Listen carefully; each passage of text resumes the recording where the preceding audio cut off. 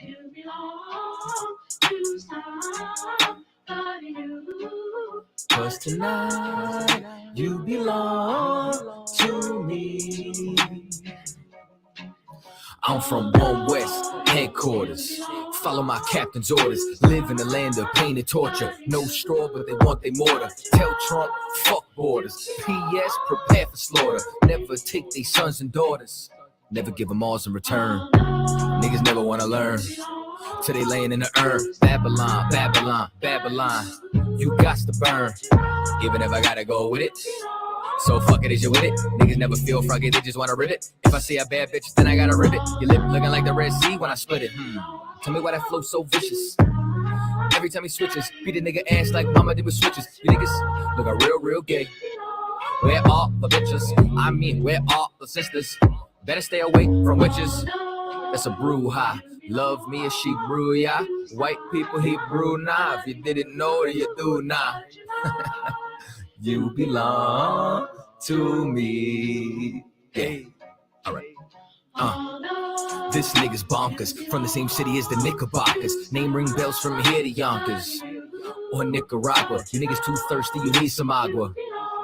I ain't talking Fina. When they kill my dog, I ain't hear shit from Peter. These niggas talk Kent, but they really mean FEMA. Haven't cut his eye, got more stripes than Adidas. If you ain't a bad bitch, then get the fuck off my penis. 1-2 step with a meat tree drip. Keep my circle tighter than my meat tree is. If I don't fuck with you, you a piece of shit. When I dip, you dip, we dip, we dip. This type of shit that I sing to my bitch. No 6ix9ine, we don't sing no snitch. Gotta love that bass. Social distance, I love my space. Tell Karen, get the fuck out my face. We ain't never switching up on our race.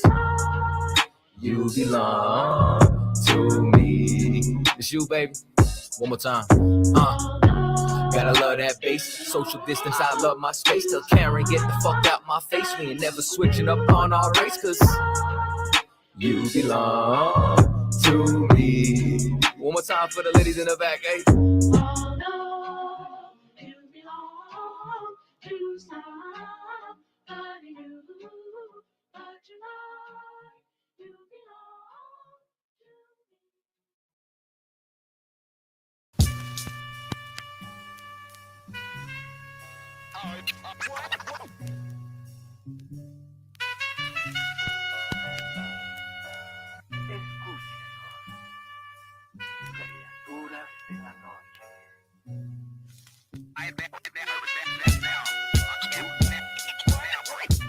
I ain't have to die to meet the devil.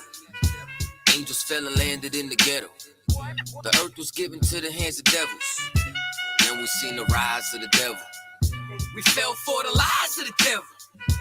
When we got high was the devil. I looked into the eyes of the devil.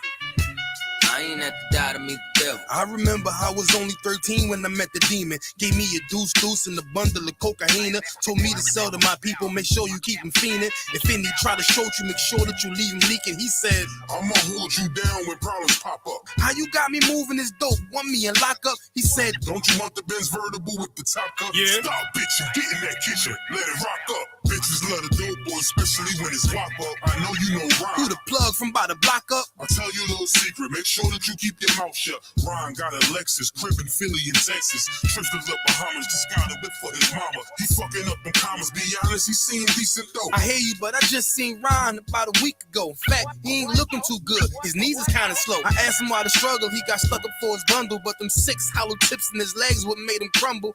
Bitch, he got a house and mama is living good. Said the feds took it all, he right back in the hood. I see you try to play me, you gave us crack in the 80s. Made us abort our babies and making hoes out our ladies. I know you got me gravy, but Satan, you must be crazy. It's gonna take more than them cars when to amaze me. I seen niggas shoot for the stars, but being lazy. Never get their head at the clouds, so you don't faze me. I guarantee that you gon' regret it. Remember I said it. Nah, you could dead it. What you saying? I can't win? Nah, devil, nice try. So until we meet again, I ain't have to die to meet the devil. Angels fell and landed in the ghetto. The earth was given to the hands of devils. Then we seen the rise of the devil. We fell for the lies of the devil. When we got high was the devil. I looked into the eyes of the devil. I ain't have to die to meet the devil. I ain't religious or superstitious, but we been getting fucked and put to the side like a mistress. Police patrolling why? Because prison became a business. They murder one of ours and they start talking about forgiveness. We think that it's alright because cause we give up existence. If this ain't a dog business, where was all lives mattered when they killed Osama? There was no peace talk like the Dalai Lama. Bush dropping bombs saying he gon' bring the drama. They got justice, man, they even caught the Boston bomber. But when we ride, they send the military and armor. When we fight oppression, then our people die a martyr. You reap what you sow, some people call it karma. When Christ return, y'all gon' get this harvest like a farmer. Don't tell me don't bring up the past no more. They still trying to settle the score with a side of Shakur. I changed my life and I'm just trying to live life right. But at night I look behind me and see flashing lights, patting me down. You got nothing that's poking me right. I don't smoke or push pills, I gave up my vice. So Mr. Officer, why you wanna take my life? And your honor, why you gave our homeboy's life? I've been wondering why you shot our homeboy twice. Pussy with a gun screaming out that he got a knife. He came from Habibi's spot, it was chicken and rice. Shit's trife, I'm just giving visuals like Skype. Ask Trayvon, Mike Brown, a cop girlie, Eric Garner, Sean Bell, Philando Alton, Sterling, Jaquan McDonald. The white man is so devilish.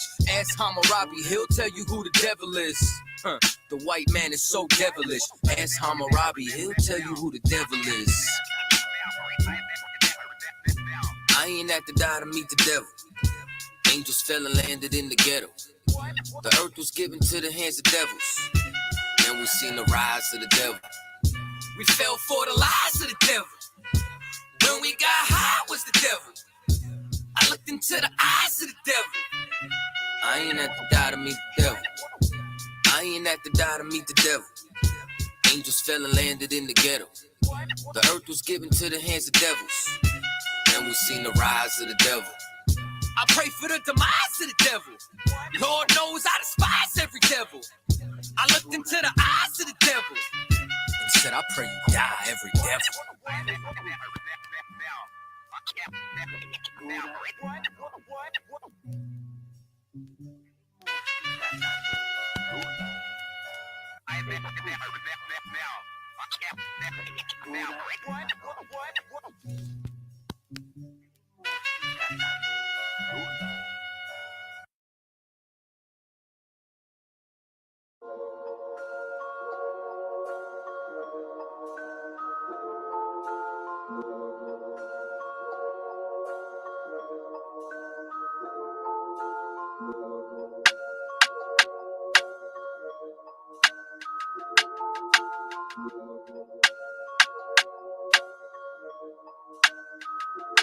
All my niggas ride for me.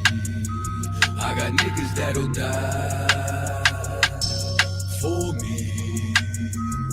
You niggas ain't built like that.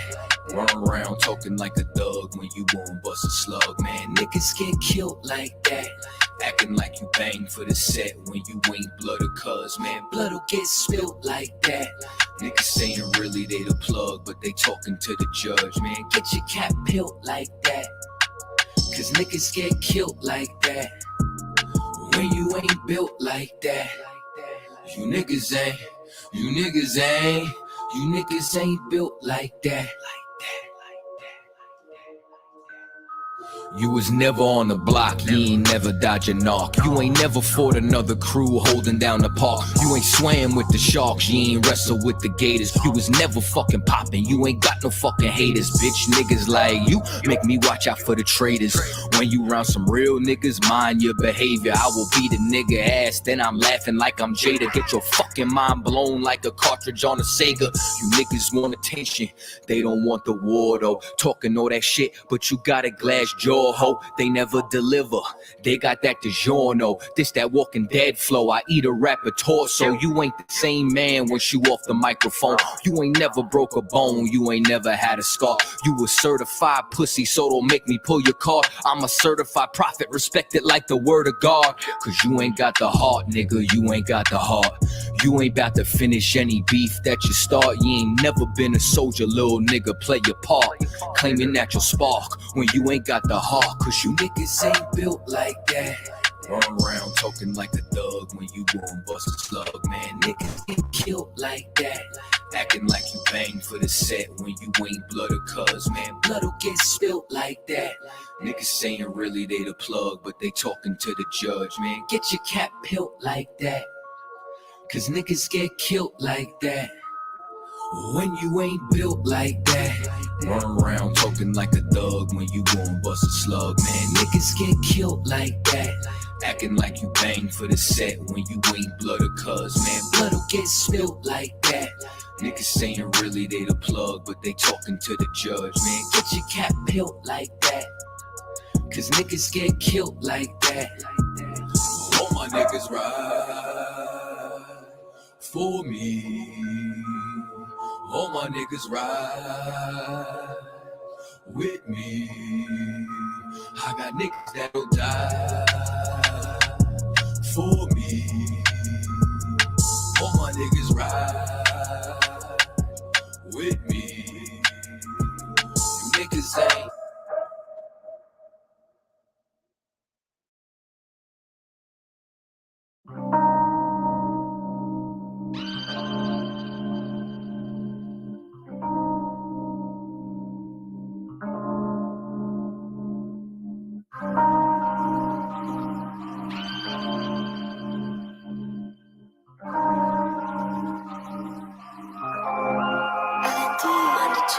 Kwame Yashala, you don't want no problems. My brothers, they stand around me on point like equal dollar. Don't. All jokes aside, you know how niggas be like, I'm this and that for life, this and that for life. I'm on this for life, nigga, this a blow. Hey, yo, Madara, here go a clash for you, my nigga. 140 for the rebel. The world turned its back on me. I'm a cripple. We got soldiers, he got soldiers, but I got different ones. Ain't no way out, I'll tell you once. Don't pray for nothing, sin and curse. We can't forgive what's forbidden. Remain in them trenches. Trust in the Lord, but please forgive me for the times that I did. If rank is given, have your respect to your apprentice. Be about your business. This loyalty's a death sentence. Look, trying to pick up with a blind fail. They said there'll be many mansions. I'm just grinding for my time share. Them devils ain't playing fair. They hunt you like bad pal, but ain't no getting out the game like Jumanji. You take that oath, it's a Dundee. Try to deal death to a priest, you won't make it out in one piece. So you can stand, just make sure you got the heart. Say your name 3 times, then it's death do us part. Look, so how you feel about this truth I done shown? This ain't the like you think, little nigga, I should want. Even your own people go disown. And the Lord said they hate you for my name, so you better keep it on. Ain't no more guessing, ain't no more questions. Make sure my election till I'm tucked away like George Jetson. Murder for capital, now it's murder at the Capitol. The world in amazement, we like fuck 'em, raise it. I pity those watching life as it goes by. Be giving mercy in this life, I don't know why. In pump smoke, never try to. The dead at home, my brother be the dead, it's all I don't. Either fold or salute, my nigga. Salute, my nigga. Like how you stay focused, I told him I'm motivated cause of you, my nigga. Brotherhoods and weapons, still got weapons on the scene. Now I never do my niggas like Bishop did Raheem. Never mind in all beliefs, they under anesthesia. Shorty say she leave me, said she wanna let that love go. Told I let that love grow. But if I bring you to my bed, that's a blood oath. So, how you feel about this truth I done shown? This ain't the life you think, little nigga, I should want. Even your own people gon' disown. And the Lord said they hate you for my name, so you better keep it on. Yeah.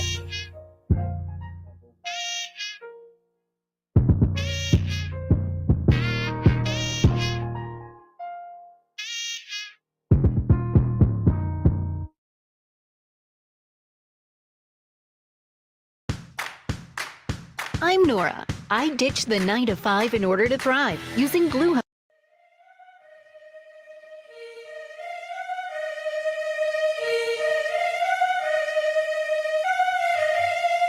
Time, man, shit. Make sure you let these niggas know what time it is, man. You know what I'm saying? Get on this motherfucker. Let these niggas know what time it is, you understand? We royalty. King Ty, really one of the realest. I survived drive-bys from them killers. Like I got 9 lives, I got 9 wives. I said fine wine with them bitches. I'm spitting fire bombs in your city. I got like 8 or 9 niggas with me. And we all ready to die in a minute. One West, we the best in the business. I get offended, I fuck niggas spend it. Talking they get it, but niggas is timid. Rappers is softer than linen. Catch me out parking lot pimping. What more can I give them? I've been the hottest forever. Why would I lie about cheddar? I can do better. I just put loyalty first. Royalty coming whenever. Pull off in the Jetta. Curvy, she on me, you sweater. My fault like wearing a sweater in summertime weather. Haters so salty, no pepper. You not that seasoned or clever. I'm with the rebel. Used to pump bass with the treble. Baking a cake in a kettle. I used to cook up the work. Now I just cook with the metal. Gotta keep foot to the pedal. Yeah, let me give it gas on the highway. Let the music blast on the calm day. Break the Glock down into 3 parts. Put the together like my Najee. Just like Bombay with my enclave. Got my mind made. Ain't no time waste. Eating prime steak with a fine date at a fine place. Getting violated. Hey, listen. Already told these niggas. You understand? I call up King Ty. He say, what's up? I say, what's good, my lord? Listen, he like, listen. These niggas ain't ready for none of this. You understand? I said, listen, if the nigga ain't one West, he ain't got it on his arm or his chest. I don't give a fuck about the nigga. It's just me and my niggas. We royalty, yeah. I got the hammer, you running, man. Come through your window like brother man. Snapping your neck like a rubber band. Talk to my dog like the sun is saying. He told me murder you rappers. Because sending you vertical actors. Y'all got me coming with verbal attackers. I might attack you type physical too. So y'all be rhyming the way y'all be shining. I'm blinding these rappers like Mr. McCoo. These haters miserable, we indivisible. Look at these haters like they got no clue. They hold up ones in them W's. Really, bro, don't get too comfortable. If you ain't cut from the cloth, co-signed by the boss, then we do not fuck with you. Cause you wouldn't last here. I told you the same shit last year. Already told. Keep talking that trash, I have a car come kick your ass You in. already know. Your jaw like glassware. We pull up, not rocking no mask there. Don't care if you spot us, you know how you got us. It's over, you saying your last prayer.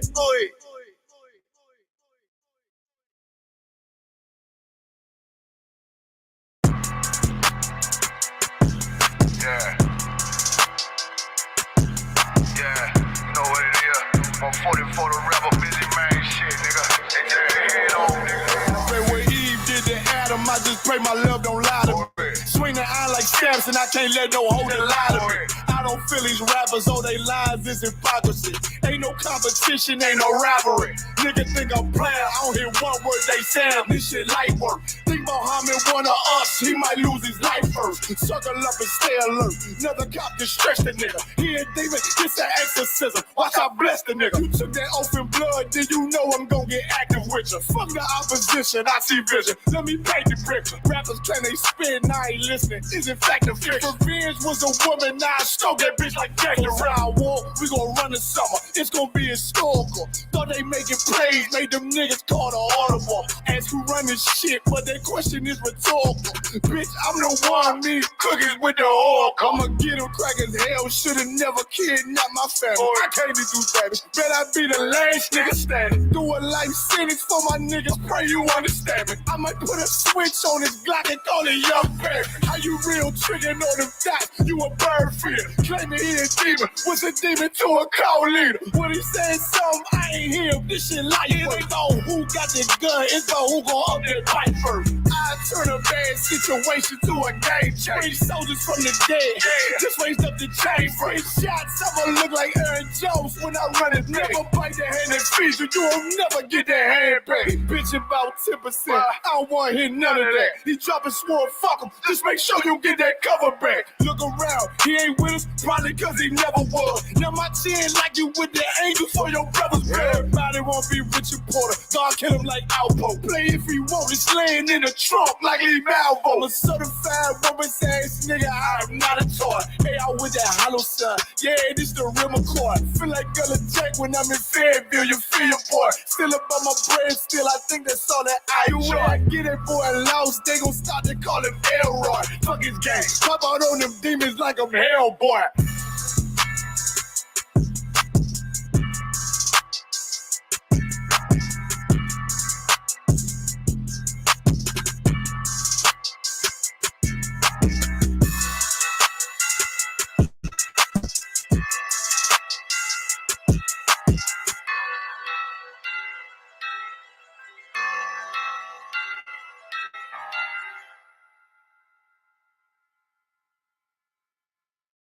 The future is not just going to happen. You have to make it. And if you want a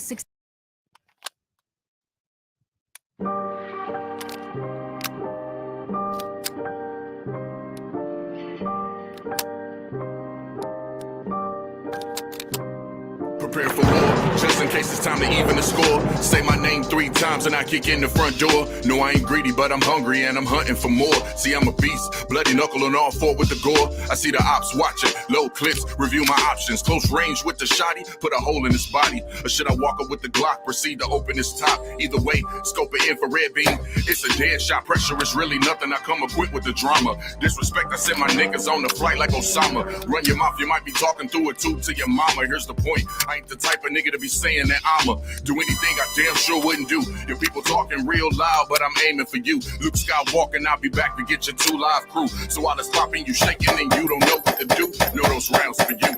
Pain. I done seen too many real niggas fall to let these fuck niggas beat me. I must bring the pain. Yeah. Pain. I done seen too many real niggas fall to let these fucking devils beat me. I must bring the pain. Yeah.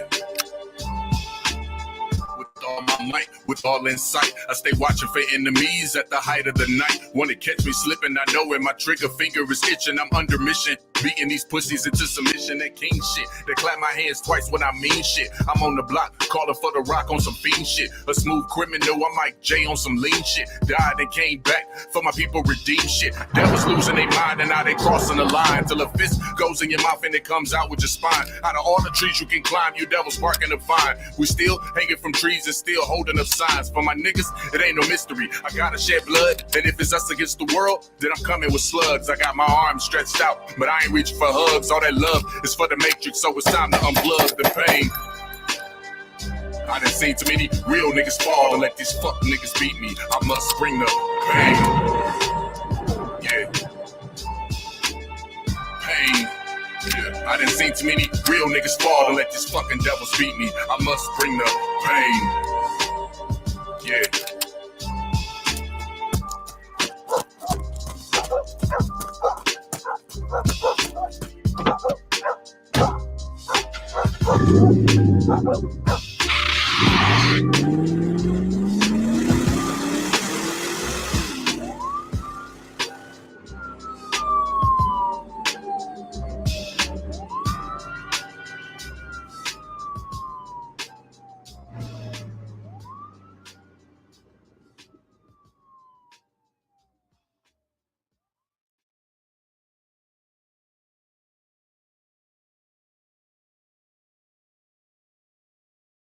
What up,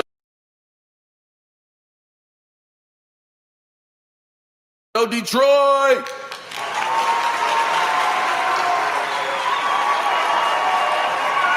Who tryna ride? I'm tryna slide, letting them know how you feeling inside. They took our fathers and they left our mothers to cry. Now somebody gotta die, no matter the pain. They always saw something to gain. Tears flowing in the rain, crabs in the bucket. I wanna just chuck it like niggas be free in this world but don't love it. Just fuck it insane. Angels is calling my name. What they saying ain't the same. Giving me orders like you must be ready to die. The only way you seeing change, and if you complain, well, when you complain, remember this is for the pain, the life, the death, the rise, the fall. This is the finale, and we want it all, no matter the time. Bitches is mine, no really is his, but he using my 9. There's no mistake when you dealing with fate. Life is a bitch and she fixing my plate. Now asking for seconds, that's all I can take. Now 2 seconds later, she baking the cake. Don't want no more problems, I need to skate. She offer again, I'm like, bitch, I just ate. They want us to live without counting the weight, but often no help when we starting to shake. They want us to stop while I'm fresh out. Hey, '71, you ready? You good? Slack, you can hear me, bro? Come. I'm ready to go. All right, most time cry. That last song, that pain that Lapiat did, that shit hard. No, Shit that's the underrated. joint right there. That's fire, bro. Hey, shalom, Cal, Lord in Christ. Shalom, bro. Craig. Hey, Shalom, don't cry. Most High in Christ, man. We back Hey, up in this. shalom, So bro. luckily, I know y'all seeing how I got the setup, man. I know it's a little crazy. I just spoke to Iraq, man. We might be good. Y'all mind, let me just check this joint. You know what I'm saying? Let me check. Nope, we are not good for that. No sweat. But all right, no sweat. Let's get it rocking, man. Chain Breakers Podcast. We are back in full effect. Back in full effect against Salakia for current way setup. I had to use my phone. You know what I'm saying? But we're going to get it going. We're going to get it rocking nonetheless, man. What's going on, Cap? What's good, sir? I know you ready to wind down after all of that work you was doing for the Passover, sir. Wind down. Come, man. This boy, the last day was crazy, man. Good night. The last day was crazy, man. Me and Ayash, me and Ayash was the only ones from like at first my rib was gonna come, but she ended up getting come, and the boys didn't come, and the grandkids they didn't come. Yeah, so just me and Ayash, man, we pushed it out, man. Both sides Christ. Yeah, man. Damn right. We Damn pushed right. it out. Well, you made it there, Adawan. You know what I'm saying? You made it there. Yeah, come. Hey, that's what I kept telling my rib. I just said, hey, just help me just finish my job. Finish my job. Right. And then everything's gonna take care of us. I'm no matter what, no matter what. Any time of the month, And so that she was like studying and stuff. So it was like, that, and then like the kids had state testing. So it was a lot of stuff. We just trying to say, hey, I'm just going to get Ayash. The next thing you know, man, hey, Ayash came over. I said, he sat out in the living room while we was in here still working. So, right. Hey, we got up there and shoot. It was just 7:30 in the morning, man. 7:30 in the morning on Thursday. We rode up there goddamn Friday, and we were gone. Good night. I didn't know that. Adawan Salakia. Oh, hell yeah. We run, what I'm saying? It's like the same thing every year. The same thing. Like, I always got because I'm carrying a lot of merchandise. I carry a lot of merchandise. I'm always dropping, right? I just the Passover.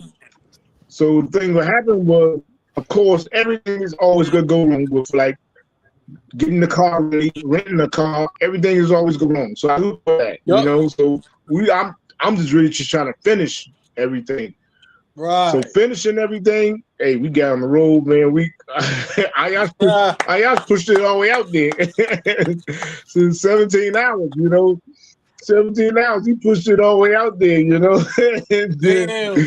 We get there. Shout out to Ayash Kabawad. So Satan. That's right, man. Satan was really like, oh man, really messing with me, man. Man. Every year, every single year. This whole man, everything you see. God, the whole Passover every year. Here comes Satan. Every single time, and you just gotta just push through it like you always thought. Yeah. You just push past it, and you get to the Passover. Yeah.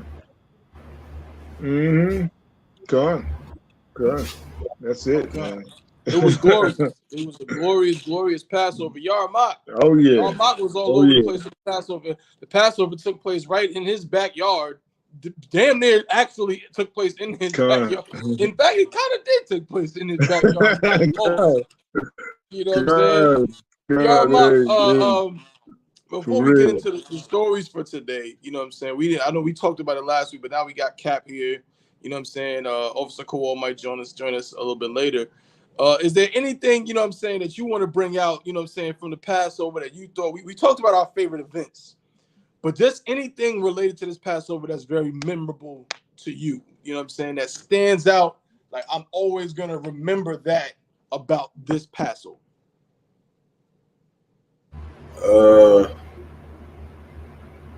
Everything, man. I don't know. Everything. The blackout. The blackout. There you go. The blackout. Yeah, that blackout, man. It was I know the general was talking about it, but I think a heavy point that they might have missed in that blackout. I don't know if they missed it or not. I didn't see everything they said, but just in that moment was almost like it was almost like a test sample of what could actually happen worldwide. Right? If chaos breaks loose, you know how the scriptures say that in that day, the day, you understand, a very dark day. And right there in that moment, we seen what brotherhood could accomplish, even in the darkest of our times. Even in the darkest days, we was able to shed light onto that hotel, onto that city, onto wherever we at, you understand, because we with each other. So that was something that was memorable for me, because that's something that, you know, fake Israelites, your Christian pastors, your family members, it's something that they don't really think about. You understand? When we're so conditioned in America now that we think that certain things is always going to be here for us. We think that street lights is always going to be street lights. Stop lights is always going to work. Cell phones and police stations and Walmart is always going to be there. But you don't know how quick the Lord could shut the lights off. And he could do it like that. Right. And then in that moment, you don't got the police. You don't got Walmart. You don't got Duke Energy. But you do have each other, which is why the school of youth is so important, to have that brotherhood, that sisterhood, so that even in the dark, we can see where we're going. That's right. We owe that to the Lord, man. So that was memorable for me. That's it. No, that's a heavy point, man. But I agree with you too, man. Everything about the Passover, you know, was memorable in every single way. You know what I'm saying? The blackout was memorable. Shoot, the whatchamacallit, the slaughter of the lambs was memorable, man. That's such an underrated event. That slaughter of the lambs goes crazy every single year, man. I gotta say, man, since last year, you know what I mean, that event has just turned up. That joint is like the first. That's like the breakthrough. It's almost like a cook. Matter of fact, it is the cookout. It's almost like the slaughter of the lambs is like a cookout that starts the whole Passover festivities. You know what I'm saying? I had a great time seeing the Akim, seeing the Akwathian all throughout the Passover. But you know what I will say? One thing I do appreciate about this Passover, even though, you know, every Passover is, you know, glorious, but one thing I'm glad we was able to do is I'm glad that we were able to kind of go back again to locking down a hotel type thing. You know what I'm saying? That's something that we weren't really able to do last year. You know what I'm saying? If you remember, y'all remember it was like spread out. It was three hotels. You know what I'm saying, that people was at, and like, you know what I mean, they even had some problems at one hotel type, you know what I mean? But I remember when me and you, when we graduated from Hebrew Academy, you know what I'm saying, 2019, I mean, we was 2018 class, but it was 2019 when our actual graduation was. And we was in the hotel in Jamaica, Queens, near the airport, right near JFK. And I just remember like that feeling of how that whole lobby was Hebrews. That whole lobby was locked down. And it's the same. I remember that same thing when we was in the Bronx. Not the Bronx. When we was in Yonkers. Yeah. We was in Yonkers for me and you's second Passover. Right. I remember me and you was rolling real tight that night. That was one of the first nights me and you was really, really kicking it like that. You know what I'm saying? Like, I just remember being in that hotel and the generals was over there, you know what I'm saying, talking to people taking pictures. We had the whole lobby locked down. And that's something I missed last year. We didn't have it last year, but we had got it back again this year. You know what I'm saying? And it was just so tawab that every time I went in that lobby, I knew I was going to see a brother. I knew I was going to see somebody. I knew I was going to see a sister. I was going to be shalom all over the place. You know what I'm saying? And that, again, it's just a glimpse into what, you know what I'm saying, we can have. And like Yarmak said, which cannot be overstated. Like, even in the midst of what you could call a crisis. You know what I'm saying? The lights turning off. And I mean, me and Yarmak was in the back. You know what I'm saying? Like, we seen the building. Bro, it was scary to look at. I ain't gonna hold you. You know what I mean? Like to see like I mean, when I say pitch black, like I mean pitch black. And this ain't like, you know what I mean? It ain't like, you know, somewhere else in another place where there's a bunch of big buildings or whatever where light's gonna from the moon's gonna reflect off of this, and it's just a building and trees. That's it. So they ain't no if ain't no light coming from the building, then ain't no light. You know what I mean? And you know what I mean? But in the midst of that, everybody was Tawab. Ain't nobody get stuck in no elevators. Ain't nobody, you know what I'm saying? You know what I mean? We was like they said last night in the class. Even people that wasn't even a part of the UPK, even people that ain't even one West were benefiting from our presence. And that's such a Tawab thing, you know what I'm saying, to think about, you know what I'm saying? So, you know, that's definitely gonna be memorable. The whole Passover gonna be memorable. Shout out to who's that? The sister right there said everything about Passover was Tawab. Khan, like, man, if you've never been to a Passover, if this was your first one, if this was your first Passover, you know what I'm saying, let me know in the chat if this was your first Passover, you know what I'm saying, and let us know, you know what I'm saying, what was your favorite event of the whole Passover, you know what I'm saying. But yeah, if you haven't been, if you're watching this and you've never been, if you missed this one, listen, I'm trying to tell you, do not make no excuses to not be there next year. You're gonna want it. That is, if there is a Passover next year. Who knows? Christ can come back. You know what I'm saying? Oh, Constance, it was your first Passover. Most High in Christ. Most High in Christ. You know what I'm saying? Like, yeah, so next year, be in there. Sis, you can tell them this was a sister's first Passover. You know what I'm saying? And she said everything was Tawab. So trust me when I tell you, I ain't telling you no lies. The Passover is just a small glimpse of what the kingdom of heaven will be like. You know what I'm saying? Can be like. You know what I mean? So make sure you're there if we have it next year, if Christ don't come back and, you know what I'm saying, turn this whole world, you know what I'm saying, topsy-turvy. But that's all I got on that. Salak, you have something else, Yerma? Now I'm good on that. We can get the rolling. Okay, now you know I'm a little bit disoriented. yeah, handicap here. Yeah. Current situation. I don't know. I don't know if you want to go into the Catholic Church. I had one. Let me see. I put we can do the Catholic Church. Yeah. Let's talk about the Catholic Church, man. All right, let me see if I could because I'm gonna need to pull up my Facebook here. The Catholic Church. I guess we're gonna start off with the topic of the show this time. Right? Hold on. What do you mean my request? Come on. All right, the Catholic Church. Let me see. I see it right here. And hey, stop what? From the Catholic News Agency. Yeah. Hey, are you getting a background from my microphone? I'm not getting no background from your microphone. I mean, you know, I'm using my phone, so I might be the one that sounds weird. Do I sound weird or something? No, you sound good. I just got this fan on. I'm just trying to make sure this fan is not too loud. No. I hear you just fine. All right, Most High in Christ. If anybody in the chat, if you hear crazy noise or it sound bad, just let me know so we can get it fixed. Yeah, I'm not about to read this first word. This wine is hitting me. I can't tell you.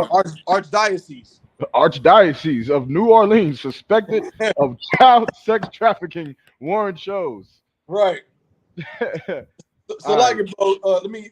You can keep reading if you want. I just gotta grab my charger real quick. Just 1 minute. No sweat.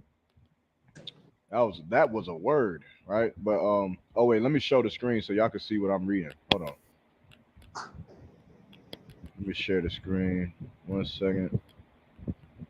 Archdiocese. I don't even know. I gotta look that up. Let's see what that is. Archdiocese, the district for which an archbishop is responsible. Okay, I guess.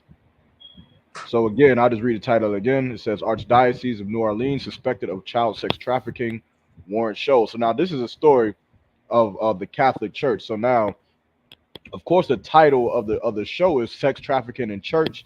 That's new. Of course, we're being sarcastic because child sex trafficking and molestation and rape inside of the church is something that is very, very prevalent. It's been prevalent. You said what, that one?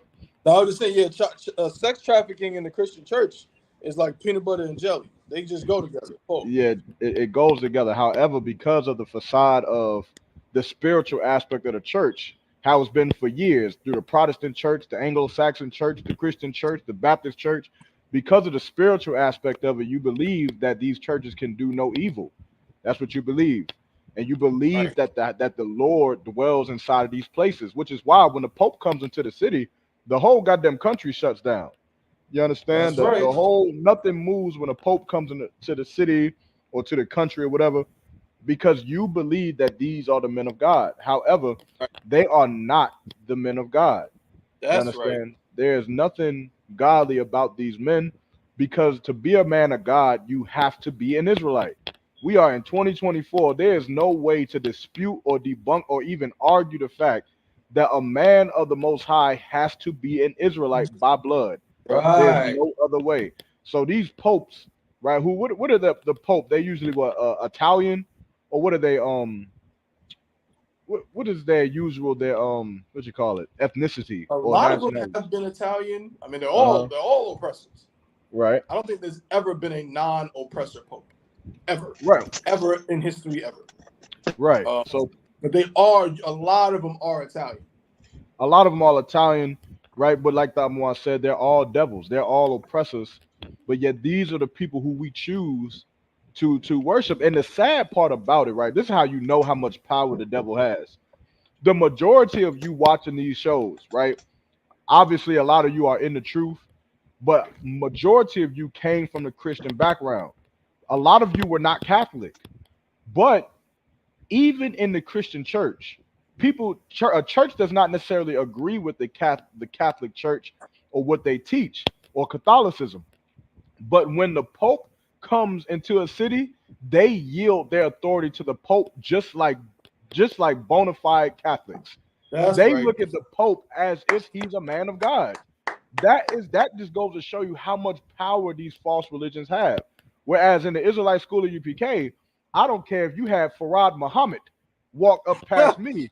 I'm gonna look at that nigga like he is some kind of drug addict, some insane cat who is nothing. He's just some sinner in the world who needs help. But because of Christianity, we think that the Pope is godly, and we think that the Buddhist priest is godly. We think that the Muslim mosque is godly. We think that everything is godly because they tell you it's godly. Right. That's the problem with you. You believe that all of these places and these people are godly simply because they said it. That's right. Well, we're gonna dive into what they do today. And if I could, come on, real quick. I want you to go into the story, but what you're saying is heavy, because guess what? That is exactly why these things happen and have happened for the past 2,000 years, 1,500 years, and why they continue to happen. They continue to happen because people will continue to believe that this is where men of God are. This is where the people that you should follow are. You understand what I'm saying? Now remember, let's not forget that in the Catholic Church, the Pope is considered the infallible, representative of God. Meaning, if the Pope woke up tomorrow and said that all of us are supposed to quack like a duck at 8 a.m. every morning, every Catholic and Christian is supposed to do what he says according to their beliefs. Right. And I think the Pope just came out not too long ago and said that they were ordaining gay marriages, if I'm not mistaken. It was definitely something to that effect. I think what it was like, I think what he said was they're allowed to preside over gay marriages, but they can't say that it's holy or something. But they can still, you know what I'm saying? They can still, preside over a gay marriage and allow 2 men or 2 women to get married under their watch. Yeah, just give it some time. Let the LGBTQ community get a little bit more money, a little bit more influence, and it'll be the holiest thing in America. Yep. Gay marriage will be the most holiest of thou marriages that you could ever find. And the Pope, in a second, he'll be telling you that gay marriage is holy as long as that money is coming in. Nonetheless, we're gonna get into the story. Thabo, you might have to tell me that word again. I done forgot it already. Archdiocese, right? Yeah. So now, this from Washington, D.C., the newsroom that came out on May 1st, 2024, right? It says a criminal investigation into the Archdiocese of New Orleans is based on the suspicion that it may be linked to child sex trafficking.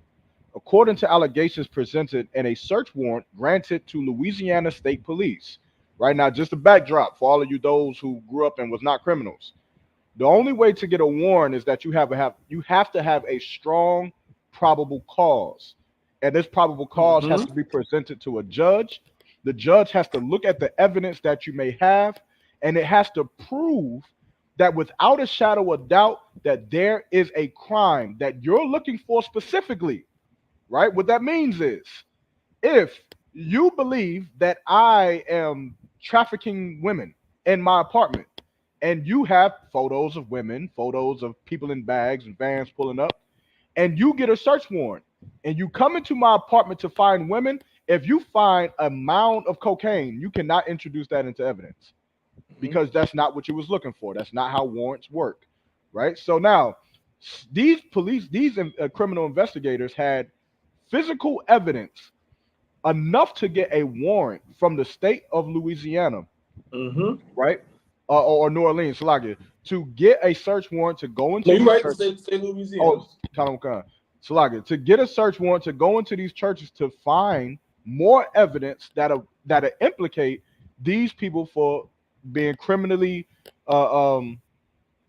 you understand, committing the act of child sex trafficking. That's what's happening, right?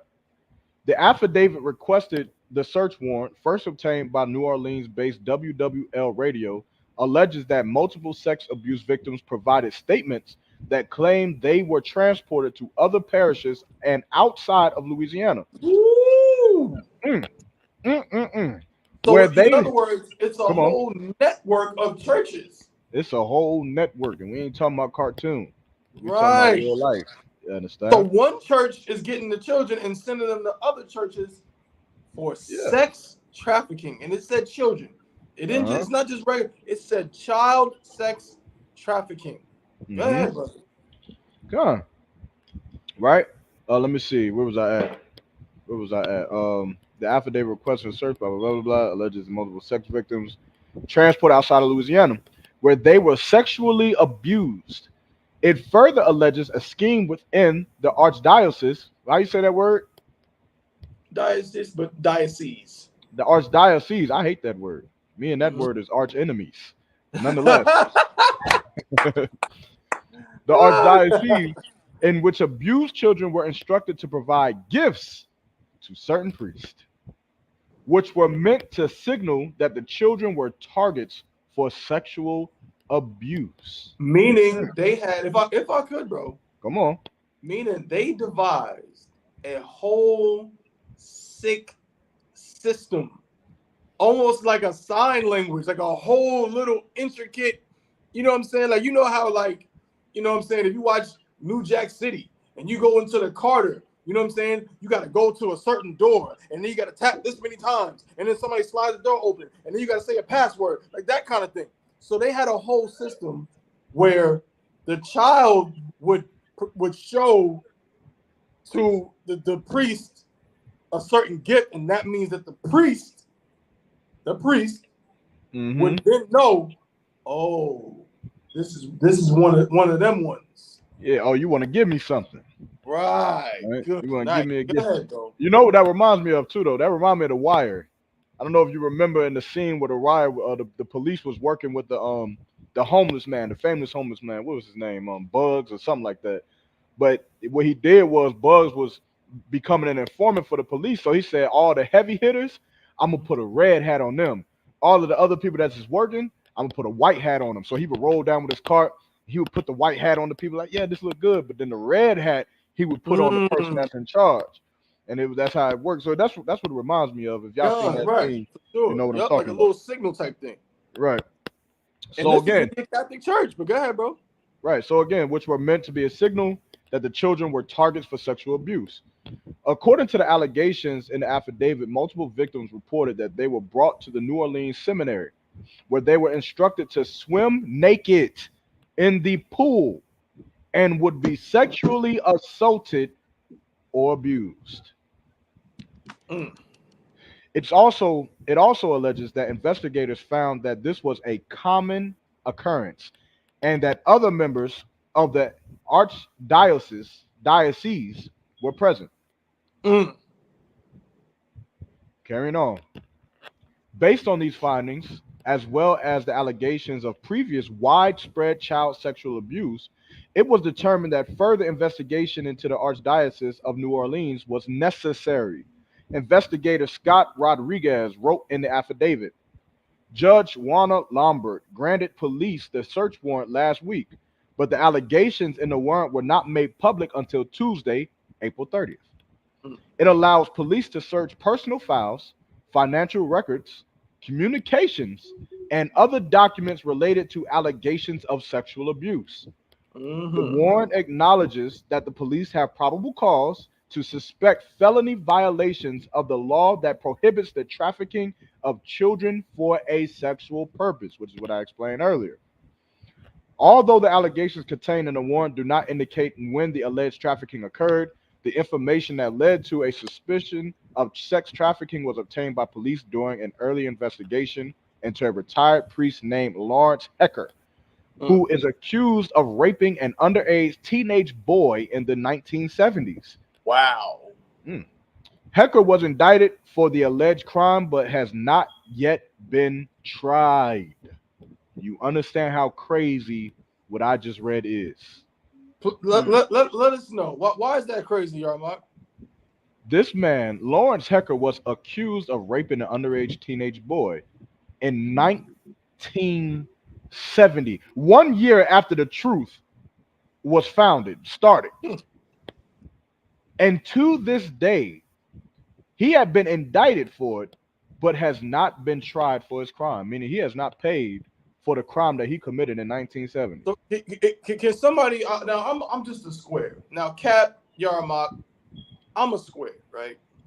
I've never been arrested, none of that. So I need help.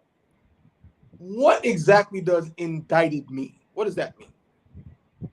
Indicted is it's the formal accusation or of a charge. So you can be accused of something, but when you've been indicted, that means that there's paperwork, evidence of the accusations on file formally, meaning you ain't getting out of this. You must go to court to either at this point be found guilty or innocent. In other words, so in being indicted, I'm mad that I answered that question though. Damn, what does that say about me? So does indicted come before being charged or after? Before. So you get indicted, meaning basically, for lack of a better word, meaning nigga, you in this. Pretty much. Like, yeah, so charge is when it's like, nigga, we think you did it. Or nigga, we think you're innocent. Or more likely to be charged as guilty. We think you did it. We're charging you like you did this. Now it has to be proved that you didn't do it. Yeah, but indicted is where it's like, oh no, you are involved. So we gotta find out whether you did this or not. Is that what that means? It's just indicted. It's just the formality of you being charged. Ah, got you. So it's like being charged, but it's just the formal paperwork. Yeah. Before. Yeah, kind of. You got you. Okay. The only way out of this is you either guilty or innocent at this point. Right. So if you are indicted for rape, then that means that you are absolutely positively being accused, and there is some evidence to suggest that you did this crime. Correct. Now, is it strange, or is it like, does it strike you as odd to be indicted for a crime that you committed in the 70s and never be formally charged? It's very, very odd, and it's impossible. It's now obviously when I'm saying it's impossible, I mean obviously it's happening, right? But what I'm saying is impossible. I mean it's impossible for us. You understand? Like you will never meet a brother who got indicted 1970 for selling drugs or for murder or for something like that. And here we are in 2024. He's like, yeah, man, I've been indicted. I'm just still waiting on my trial. Good. Still waiting on my judge date. You understand? That ain't gonna happen. Right. You understand? I give you about 3 years max. And a lot of times the devil, these devils, they'll like say you get caught in a murder charge while you're like 16 years old. Mm-hmm. A lot of times devils will indict you, but they'll just hold you.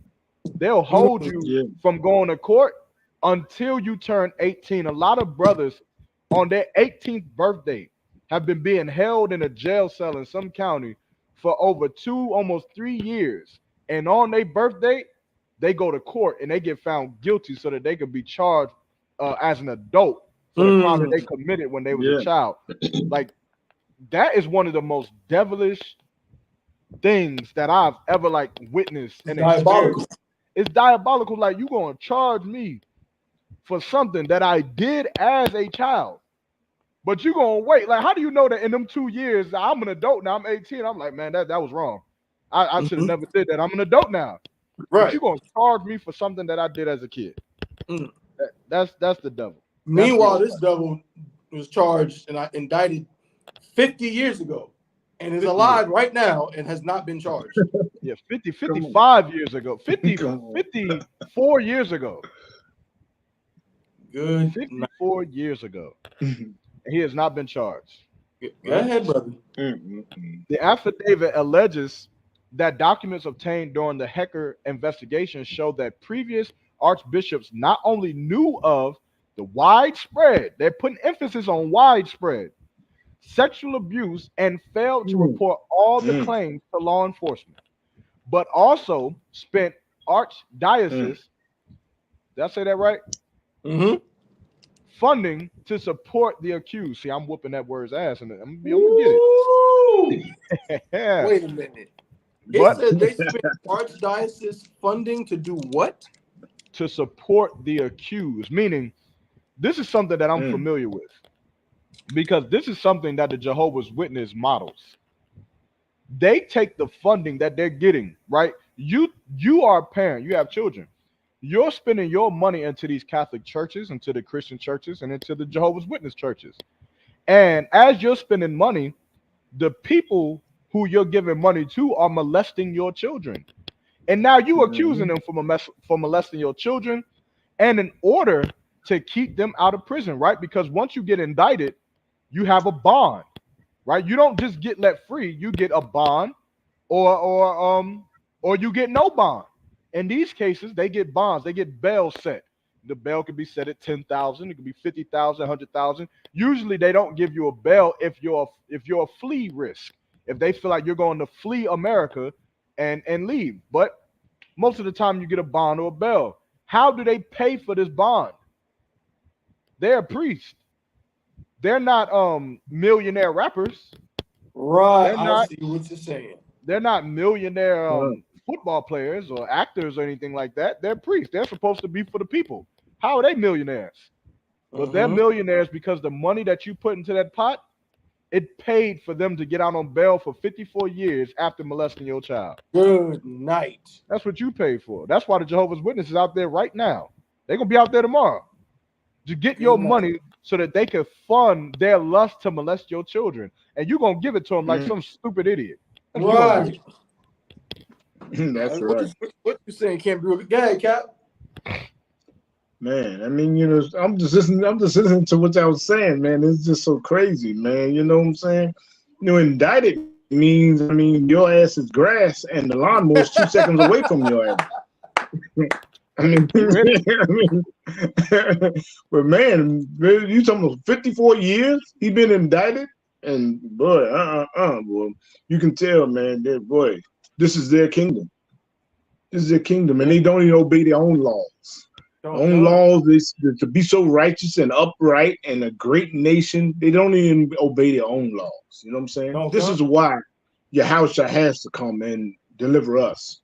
You know what I'm saying? Because it's like, man, these devils, they do what they want to do. For their people, you know what I'm saying? And you know what I'm saying? It's man, and this Catholic Church and whatever, and the religion, period. Christianity is it's so diabolical, so diabolical, and it hurts people. That's why it does. This is how we have.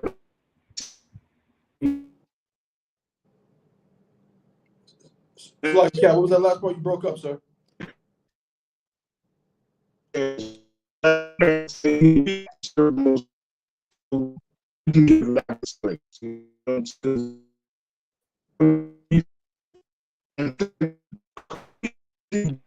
Like, so you're in the matrix. Yeah, Cap, you might got to go out and come back in. You sound like you are in the computer. Yeah, you in the matrix, Cap. Satan, man, Satan attacking. Word. Why? Because we exposing the Catholic Church? Yeah, they don't want to hear it. I'm telling you, it's crazy. Yeah, I think Cap is all but frozen. You know what I'm saying? So yeah, so like Cap, I don't know if you can hear me, but yeah, you just sound real choppy and computerized. So you probably just got to go back and come back in. But Yarma, can you hear me good? Yeah, I can hear you just fine. Most High in Christ. You didn't want to say good, just fine, huh? You got it. Yeah. Should I get rid of the mic? Nah, you good. You good. Okay, Most High in Christ, no sweat. But yeah, absolutely disgusting. Is there any more? Read on something, bro. Like what else are they saying, man? This is one of them articles that's kind of long pause, but it kind of gets more crazy, right? No, I want to hear it. Let's go. Let's give the people what they need. Pause. Like this again. Where else are you gonna find some you know what I mean? Some black men talking about this kind of stuff? Yeah, you're gonna have to go to bro. Where else you gonna find? You know what I'm saying? Brothers like y'all, you know what I'm saying? Talking about this kind of thing, man. You're not gonna find it nowhere else. But in the ISUPK, go ahead, bro. On the CBP, you got to go to cbp.com. We need to start a goddamn website. CBP. I'm on it. CBP, nigga. We ain't going to CNN no more. We going to CBP. Let's do it. I'll write the articles. Let's do it, man. Nonetheless, one document cited in the affidavit states that one specific archbishop was aware of rampant sexual abuse throughout the archdiocese. God dang. But the affidavit leaves out the archbishop's name. I wonder why.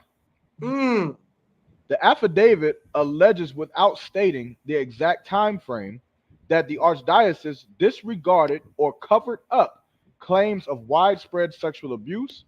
It alleges that in many cases, abuse claims were not reported to law enforcement. In some instances, the archdiocese provided monetary payments to victims or their families to dismiss the allegations according to the affidavits. Remember, y'all, we're reading about your God. We're reading about your God and your Catholic church and your Catholic priest and your Christian pastors. This is what we're reading about. And if I could say one thing, brother. Come on with it. The lock. Again, all this information that your Officer Yarmak, Officer 1000 Yarmak bring out is heavy beyond, you know what I'm saying, belief. And y'all cannot let what he's saying go over your head. And I just want to add this, if I could, something small, but notice the difference. Because someone might say something like this, Yarmak. Well, you know, that's a Catholic website. So that means that shows that all the Catholic, they don't all agree. Like, it's not all the same. Just because one archdiocese in New Orleans and maybe some of the ones close to there is doing something, don't mean that you should let that speak for the whole Catholic Church. Well, here's the problem. Notice that the ISUPK always says that we're not affiliated with any other Hebrew Israelite group. Y'all always try to lump us together and say, "Oh, they be saying that, y'all. Yeah, I think I seen y'all over there on the corner of I seen y'all on Alston Street and such and such." No, you did not. You did not see us. Oh, you know, y'all be wearing that purple. Hell no, that's not us. That is not us. If you see somebody wearing some purple shirts with some tassels on the shirt, that is not us. We're not affiliated with any other Hebrew Israelite group, any other church, none of that. We're not affiliated. But guess what? All Catholic churches are affiliated with each other. All of them. Every single one. All these archdioceses work with each other and are all subject to what? To the Vatican. To Rome. To the Pope. They're all under the same umbrella. So if this is happening in one archdiocese, then all of them are a part of this. I just wanted to point that out. But Salak, again, bro. That's right. You understand? So, continuing on. Investigators conducted a large number of interviews of individuals who alleged widespread sexual abuse against children in the archdiocese. According to the affidavit, interviews are still being conducted. The Archdiocese of New Orleans filed for bankruptcy in May 2020 amid financial problems caused by the COVID-19 pandemic and the cost of litigation and settlements related to alleged sexual abuse. CNA reached out to the Archdiocese for comment but did not receive a response by the time of publication. Good night. There was one part that I did want to go back over. Please. In the middle of the article, it says, according to allegations in the affidavit, multiple victims reported that they were brought to the New Orleans seminary where they were instructed to swim naked in a pool and would be sexually assaulted and abused. Now, I want to just point out one thing. The Israelite School of UPK held a Passover this year in Durham, North Carolina, where we was at the hotel, the Durham Millennium Hotel. There was a point in time that all of the power of the Durham Millennium Hotel had got shut off. Everything was pitch black. Right. And while everything was pitch black, guess what? There was children who were swimming in the pools who was a part of our organization. Right. Them children were able to swim in those pools. They were able to be safe, guided out of those pools in the pitch black. And nobody was sexually assaulted or abused, nor were they forced to swim naked. So you want to talk about the Israelite School of UPK like we're terrorists, like we're the hate group. Our children aren't forced to swim naked nowhere, ever. Our children are absolutely safe. The children in this school are protected by brothers and sisters, while the children in your household, you Christian, because you're a Christian, whoever's parents, who these children are, you are Christian parents. Right. Who call us a cult. You say that we're a cult. Well, your parents, you had your children were forced to swim naked inside of a pool while you praise to that white Jesus, while you praise to that white God. While our children, they don't pray to white Jesus. They get to swim and have the time of their life. And in the midst of chaos, they are put in safety rather than put in the danger, man. That's the Israelite School of UPK. I don't know what else we could even talk about. What else we should even say? Y'all talk about us. Y'all need to stop allowing your children to be molested. Let's stop there. Let's start there first. Maybe we can have a discussion about who's the cult and who's not. Right. But until then, y'all got bigger things to worry about, obviously, than us. That's right. That's all I got, though. No, well said, brother. Well said. And if I could, what's so heavy about that, man? You bring it out, man. Like just to show you how diabolical. Like you said, like our children were safe, but not only were our children safe, other people's children were safe. Other people's children were able to drink water. Other people's children were able to make their way through the halls if need be in the pitch black because of the ISUPK. Meanwhile, in the Catholic Church, they molesting their own members' kids. Like, not molesting anybody of any age is horrible, but obviously doing anything to a child to harm them, sexualize them is horrible. You know what happened? So what? You know why it happened? Go ahead. They was overcome of that Holy Spirit. Right. Oh, dude, that's crazy. You're right. But I'm saying, like, you got people that is lifelong Catholic. Like, think about this too, bro. Think about how many of these people who their children are now being molested and having to swim buck naked. How many of them got molested in the Catholic Church when they were 10?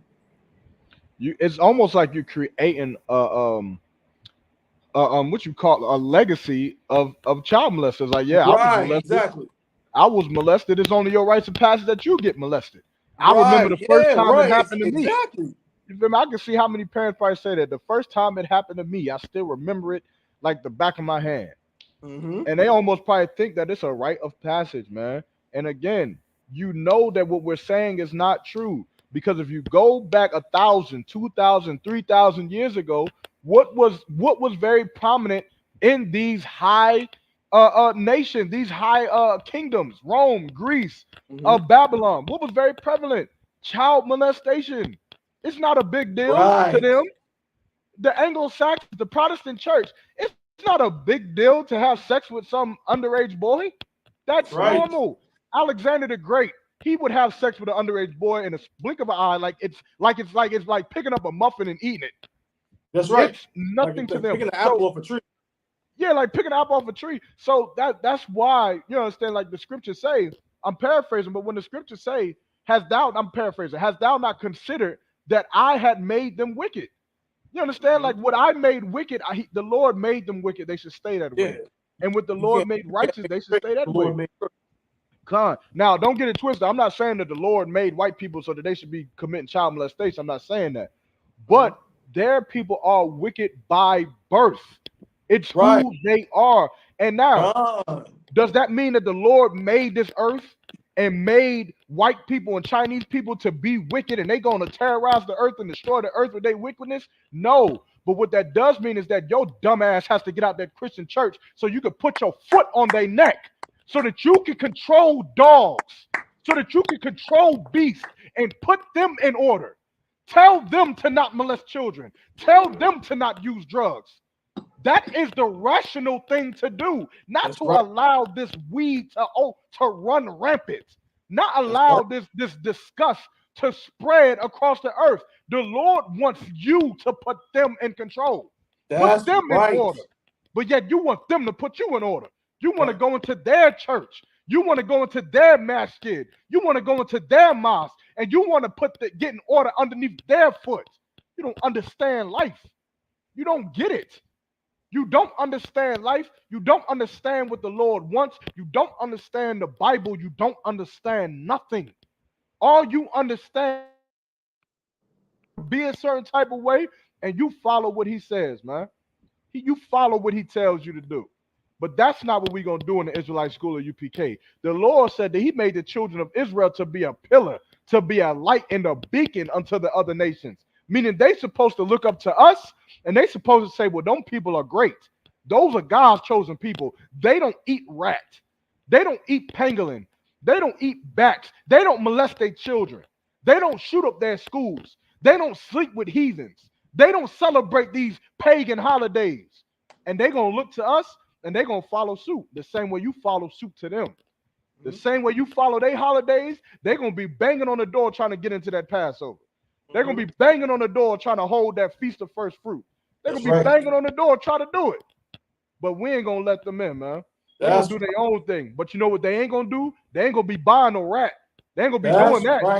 They ain't going to be eating no pangolin. They ain't going to be doing none of that. Molesting children, shooting up schools and whatnot. None of that's going to happen. You know why? Because if they do, they're going to get indicted. They're going to get indicted for eating that rat. Eat that rat if you want to, Ching Wan Shi. You're gonna be brought up on criminal charges against the Most High. That's right. And brother, I don't know what the punishment gonna be. I'm not the judge. That's right. I'm a Shamar nigga, but maybe Thabawan might be the judge. I don't know. Hang him. According to Leviticus chapter 23, verse, you have been found be hanged by the neck. You will spend 6 months on Yaramak's plantation. Right, absolutely. And what you're saying, you said something, if I could just go back to that real quick. You said it's real heavy. When you said it's nothing to them to molest a child, I want y'all to understand this very clearly. These disgusting things that happen in the world that we live in, child molestation, bestiality, pornography, all these nasty things, is just a part of their culture and can be chalked up. There's certain things that as Black people, it's just weird to us. You can't really explain it. You can't really articulate it. You just know that's weird.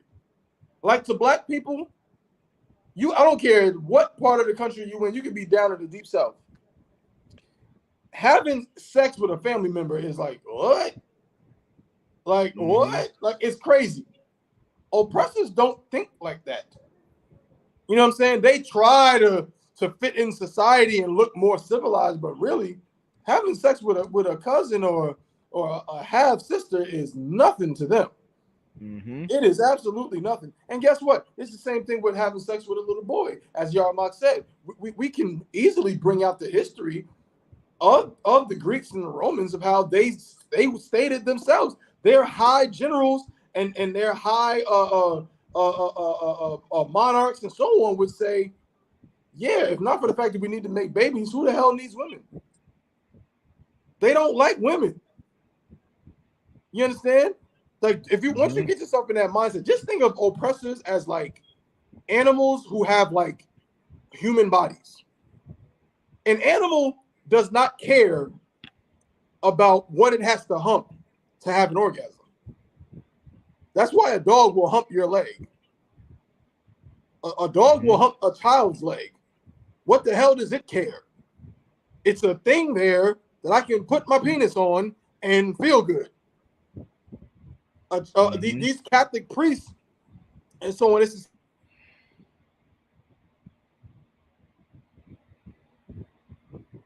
do a little movement and feel good. End of story. You feel what I'm saying? So these oppressors are absolutely it's the same thing. There's nothing in their brains or in their minds that tells them what we know. That's why, as y'all paraphrase the scripture that says that, you know, they would say, "Isn't this a wise people?" Because we know that it's weird to deal with a child. You know why? Because as Black people, we like women. Like, I mean, really like them. We don't just be with women because we need to make babies. All my brothers in this school got 1, 2, 3, 4, 5, 6, 7 ribs up in here. And it's not because they just need to make babies. Right.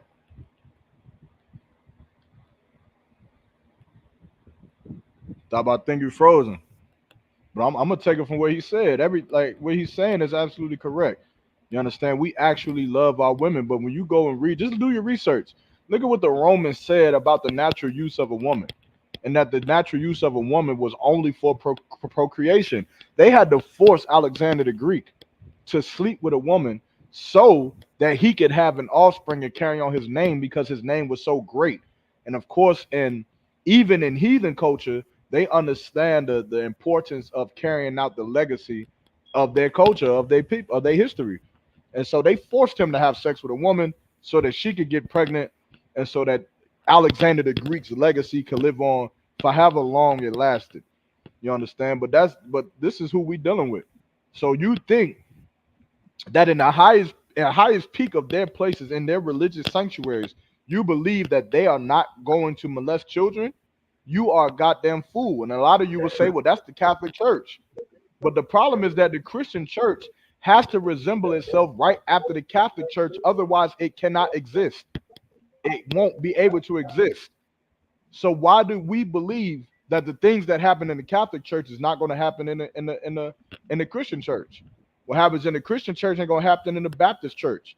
What happens in the Baptist church ain't going to happen at Word of God or the Word of Jesus Saints in the Gospel of Church.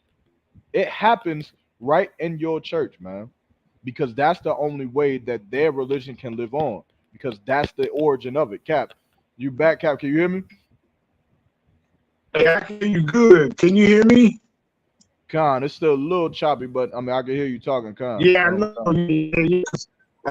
A lot of times y'all was sounding a little choppy and stuff.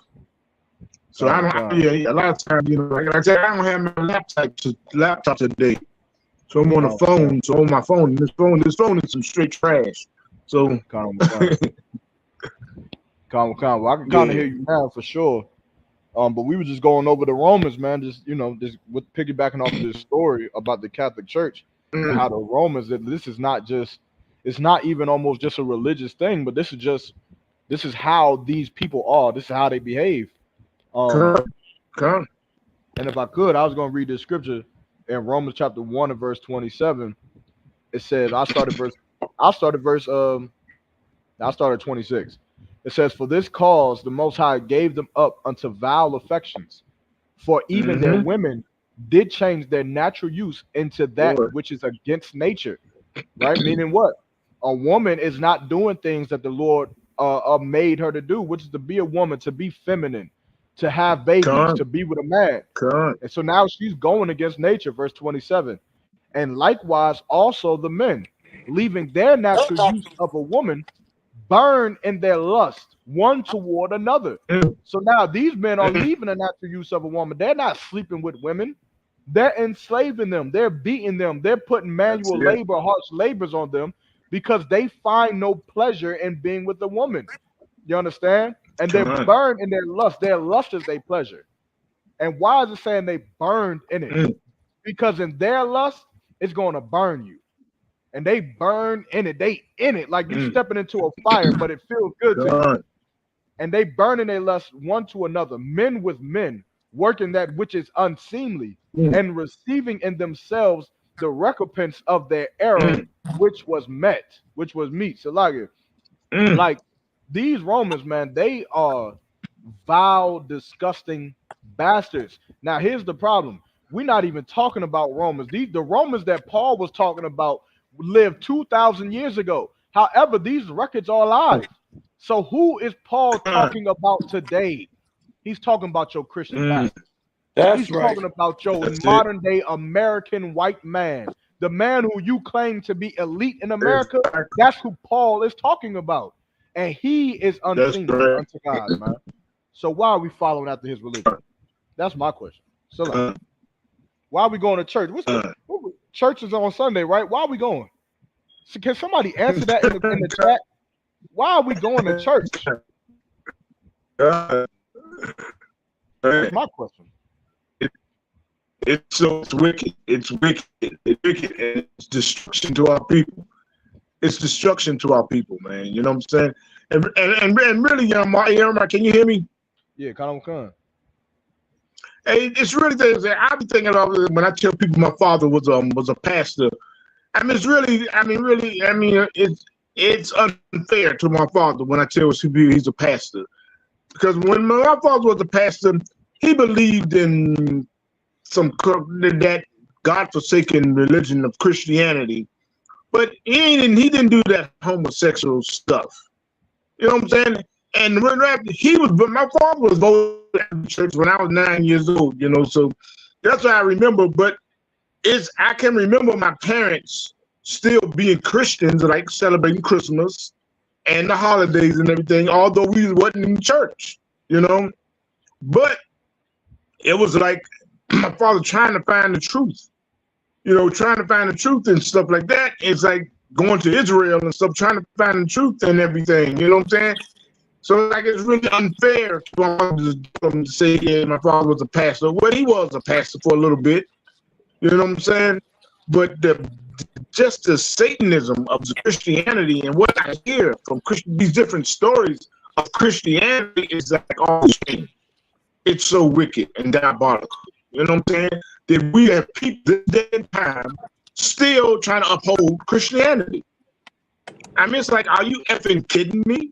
Right. I mean, come on. The Roman Catholic Church, I mean, are you kidding me?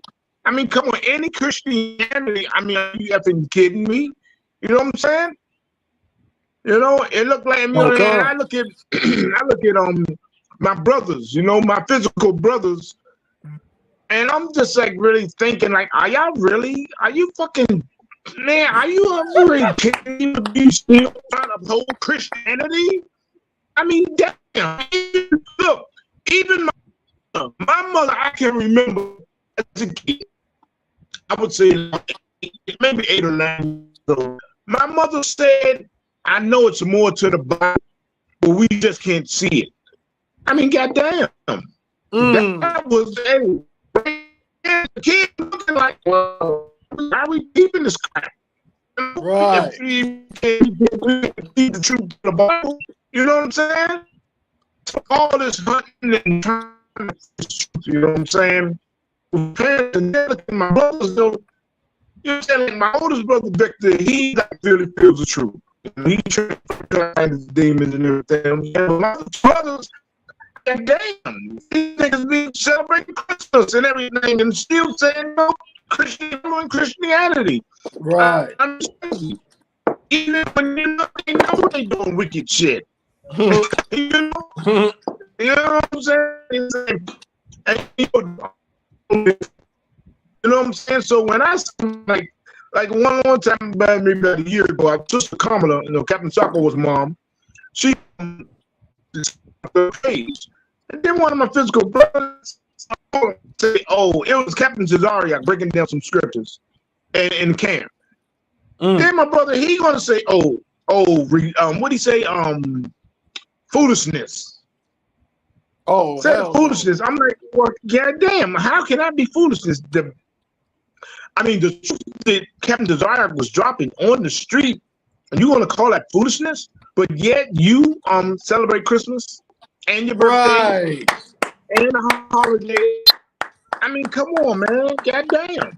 You know, we are destroying people, man. We are destroying people in all this religion. And maybe the Roman Catholic Church. I mean, come on, how you kidding? I mean, you know, like the people. I just get mad when I say Pope is a homosexual. You know what I'm saying? Right. But hey, come on, man. What, the Roman Catholic Church? Are you joking? Are you joking? This day and time, still the Roman Catholic Church is still alive? I mean, damn, man. We got people, man. Come on. We got to fall away from these religions, man. We got to fall away from these religions. These religions are killing us, you know, man. And man, we brothers and sisters, we trying to get out of here. You know what I'm saying? We trying to get out of here. You know, we want to be delivered. We want to be truly delivered, you know, out of this mess that we are in. You know what I'm saying? But we just pray that you wake up because, you know what I'm saying? Only the Most High knows when he's going to send Christ. That's you know, Yahweh Christ don't even know when he's going to come. Yahweh Christ probably going inside his chariot playing with the buttons, like saying, "Damn, I wish I could go." You know what I'm saying? So we man, blacks, Hispanics, and Native Indians, you are the 12 tribes of Israel. You got to get your butt and get straight, man. Get up in here, man. We got hey, we got to be delivered. You know what I'm saying? That's right. We got to be delivered. You know, because then both of us are just going to die. You know what I'm saying? And a lot of the Roman Catholic Church and Christianity, a lot of our victims of that. A lot of our kids be getting molested and be black and Native Indian. You know, man. You know, I yield with that point, brothers. Come. Yeah, right. Y'all, Mike, you have some more, bro? So, Lucky, I'm having a little technical difficulties. Can you hear me?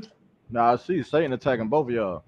No, for sure, bro. For sure. He don't. Yeah, right when we talk about the Catholic Church, right? It's crazy. Well, we could get off the church. I think we made our point. No sweat. Give me something else, y'all. What else we got? Ooh. I think we had the story. I think one of them was about some oppressor, man. She was getting some all kind of privilege. You seen that one? White privilege. White privilege story. Yeah. Or you want to do the other one? What's the other one? The other one was, I think they arrested like a 13-year-old or something. For something like petty. Nah, let's do something, man. Let's do something crazy, man. Let's talk about something crazy. What you got? Let's talk about. I don't know what y'all want to talk about, man. I don't even understand life no more. Because why the hell we got to talk about this stuff? Y'all really need us to break these things down? The white man is the devil. Right. Homosexuality is wrong. And you're sleeping with that white woman. Right. She's a dog. That's all. You know, that's a topic. I don't got a story on it, man, but that's kind of been coming up a lot. What's that? First off, did y'all see, like, okay, I don't got a story, so we could just, breeze over with it, man. We talking. Let's get it on. Obviously, Kendrick Lamar and Drake have been going back and forth. Oh, man, yeah. I've been seeing that, right? I think Kendrick dropped something else today. They've been going back and forth. But one of the things that everybody's been talking about, Kendrick said in his song, he does not like when Drake says the N-word. You know why he said that, though, right? Why is it? See, brothers ain't really included to their third eye. Oh, they ain't really seeing what's really going on. They ain't thinking. They're not doing the knowledge.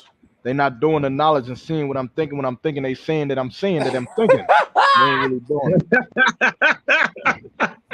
Who else hates the word nigga? Who else hates the word nigga? Yeah.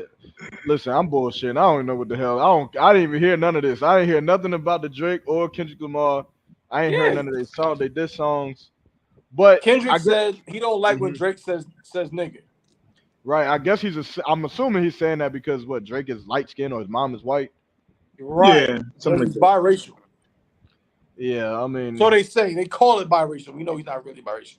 Yeah, that's they say because he's technically on paper biracial, he don't like him saying the N-word. It is. Now, you know the irony of that. These rappers is lame, but go ahead. Is that Kendrick's wife is half white. Kendrick Lamar's baby mother / wife is half white, if I'm not mistaken. That would be ironic, and Drake better come out and say that shit, because I would. Yeah, I know, yeah. But what do y'all think about? I mean, like, I just seen, but this is causing a spark because I seen somebody else posted a picture of Fat Joe, and they was like, "This is who really needs to stop saying nigga." Yeah. So a lot of people are all of a sudden saying, "Well, who's allowed to say nigga? Who can't say it? Can Fat Joe say it? J-Lo shouldn't say it." So do you know we as a people, this is why we need the truth. We as a people, we are so damn destroyed and dumb. And when we are animal cracker dumb. I mean, goddamn, you're as dumb as like a little ass fucking kid. I mean, it's like milk. I mean, stuff that my grandson may know. You know, and they 11 and 12. They will know these type of things that you are the seed of your father, you know, whatever father is, you are, and knowing that his so-called Hispanics are the nation of Israel. But everybody doesn't know the truth. You know what I'm saying? So like I said, when you in the world, you are so childish and you're so animal cracker dumb. You just you don't know nothing. I mean, come on. This day and time, as much as the information is on social media, you still looking at Drake when you know his father is Puerto Rican. You know he's a Puerto Rican or whatever. You know what I'm saying? You know he's a 12th child of Israel. I mean, things that are really there for you on social media, and you still carrying on like this. That's because you're a slave. You know what I'm saying? When you're a slave, you don't know much. You know what I'm saying? All you know is what his master tell you. You know what I'm saying? Slaves learn to do their own research. Slaves learn to do that. Slaves got a little wiser over time. You know, they learn to do their own research and say, hey, wait a minute, I shouldn't be a slave. You know what I'm saying? I should be better than this. You know what I'm saying? But when you're a dumbass and you controlled by the oppressor, you know what I'm saying? You're going to keep on becoming so. And you see a light-skinned person, a light-skinned Hispanic brother, and going to say, oh, yeah, wait. He can't say nigga. He's not a nigga. Yes, he is a nigga. You know what I'm saying? They just niggas with light skin. That's all. You know what I'm saying? You know what I'm saying? My nephew, Captain Sakawar, he's a native Indian. You know what I'm saying? Captain Sakawar grew up in the house of Judah, light skin. I mean, we are skin brown people. But he was a light-skinned little curly boy, you know what I'm saying? And it was never women. Who is he? Whatever, you know what I'm saying? He's just a little light-skinned, curly-haired nigga. He grew up there in the N-word, you know, something like that. That's right. You know what I'm saying? We are so destroyed people, you know what I'm saying? So niggas that, man, you know, I pray these truths. You know what I'm saying? That, you know, but coming out against your brother and somebody who's your people, get some knowledge. Nigga, go on YouTube. You know what I'm saying? That's right. Nigga, go on YouTube and check it out. Check it out and see what people talking about. You know, and then you'll get some knowledge and you won't say foolish stuff like this. You know what I'm saying? Damn, it's so ridiculous, you know? This day and time, who can go ahead, brother. No, the water. So what you're saying is real heavy. Like you just said something that goes over people's heads, but like just go on YouTube and get some real knowledge. Go to igbk.com and get some real knowledge. The problem with Kendrick is he was getting knowledge from his cousin Carl, Duckworth that was in the Purple Cats. That's where Kendrick was getting his information from IUIC. Oh, so he fucked up. What do you say, sir? Right. I said, no wonder he's so fucked up then. Con, yeah. That's where Kendrick, when everybody went, the whole Israelite community went crazy because Kendrick said, don't call me, I'm an Israelite. Don't call me black no more. That word is only a color. It ain't facts no more. Y'all thought y'all was like, oh, Kendrick, he knows he's Israel. He knows he's Israel. David, we didn't give a damn in the ISUPK. What the hell about being an Israelite? Like, but yeah, he learned that from his purple IUIC cousin. You know what I'm saying? So that's why he's a very, very uninformed brother. Very uninformed. And he don't know if he want to be an Israelite or a Pyru or what. Y'all, we know about that too, don't we? Yeah. Yeah, we know about some brothers that don't know. They don't know if they want to be an Israelite or a Pyru. They don't know if they want to be an Israelite or what's Omega Psi-Phi? Is that what's the name? Yeah, Omega Psi-Phi, Kappa Psi Alpha. Yeah, they don't know what they just want to be. They want to be in everything. Yeah. I got a Star of David and I rock my, my colors, my AK, whatever the hell colors, my Omega Psi-Phi colors. Yeah, I'm Israel, you know what I'm saying, but I'm also from Paru on hood. You know what I'm saying? Or I'm from 60s on hood. You feel me? But yeah, Right. like you got to make a choice. But Kendrick is a lost brother, and again, we're not arguing about his verses and his raps and how skilled of a rapper he is. That's not what we're talking about. We just saying, hold up, Yarmat, what we got here? With what? Hold up, I think we got a heckler. Oh, you talking about some idiot? Jesus returns. % darkness coming. -20 days. Oh, every day changing your profile name to tomorrow's gonna be -19 days. Right. If you I don't even know that word myself, bro. The Citadel, the Caldecil, what? Pour out of my mouth. What? The Messiah will not defend you at the judgment. Whoever does not enter the kingdom of heaven through the Messiah is considered a thief. No, nigga, what the hell is what? Nigga, what? Bro. Hold on, bro. I gotta get a meme for you. I should have been prepared for this. Hold on, man. So is this the Messiah right here? I gotta help you out. 1 second. Help him out. What you get for that? I'm gonna try to help him out. Just bear with me. One. Just give me about 10 seconds. Help him, y'all. Yeah. Let me go here. This brother said that the Messiah was coming and something about not getting spewed out the mouth and something about you being a thief and a thief. I don't know how you're gonna be a thief twice, but hopefully this works. Hold on. What the hell is a cul-de-sac? Is it like a cul-de-sac? Yeah, brother, can you explain a little bit about what the hell you're talking about? So, because I want to get saved. I want you to I need to know what it is that you're talking about, so we have the knowledge, so we can be saved. Right. So, brother, if you don't mind, just elaborating on what the hell you're talking about, but speak English. And what do we have to do for you not to spew us out of your mouth? Pause. No diddy. Yeah. What is the requirements of everything you're talking about? That probably ain't gonna work. I need a why did you put a % sign in there? Jesus return, % darkness coming? I don't get it. I guess -20 days, so we got 20 days before the % darkness comes. Yeah, I don't get it, bro. Break it down. I'm trying to. I don't get it.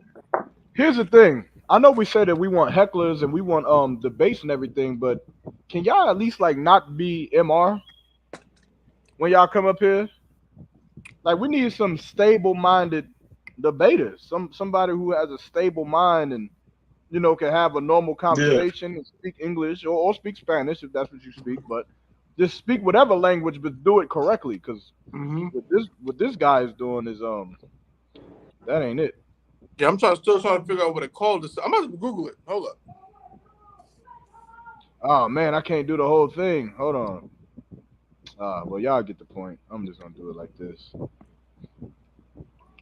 I can't even Google it, bro. I can't even Google a cul-de-sac. Good night. Oh, there we go. Brother. Stop it. Get some help. Just get some help. Stop it. Whatever you talking Get about. some help. Just stop doing drugs. Drugs is ruining your life. Dare to put the drugs down. Just say no. Just say no. That's right. Just say no. Just stop it, man. Just stop it. That's all. Anyway, back to the topic. Moving right along. Yeah, this with the whole nigga thing though. The thing is this that I would say, hey Shalom, most high in Christ, my Shah. Yeah, the whole thing is this though. You talking about Drake can't say nigga? Well, who can? Right. You understand? Who can say nigga and who can't? As far as I'm concerned, you don't have no control over that, Kendrick Lamar. Right. You have no control over who says nigga because white people have been calling you nigga since the 1700s, the 1800s. White people have been calling you nigga. So what are you gonna do when? And see, here's the thing that kills me about black people. We are so, offended by the word nigga, and we get so bent out of shape about it that we think that we gonna, like, a brother will say, "Oh, a white man can't say nigga around me. A white girl can't say nigga around me." But what happens when Donald Trump does it? Right. What happens when Hillary Clinton calls you a social predator? Super predator. A super predator. What happens when Donald Trump says that you're nothing but a bunch of roaches? What do you do then? Nothing. You make rap songs and I guess you punch the white man that's in the bar with you because I guess you feel like that'll bring some kind of social justice. Right. Because you punch some drunk white man who let the word nigga slip out of his mouth. You black people, you have to stop thinking so minuscule. Right. You think so minuscule about life that you believe that what you're talking about matters. You believe that. You believe that Kendrick Lamar telling Drake that he can't say niggas, and you go on to Twitter and you go on the comments and you say, yeah, he's light-skinned, he's biracial, he can't say nigga. Meanwhile, you fuck every white woman that you see.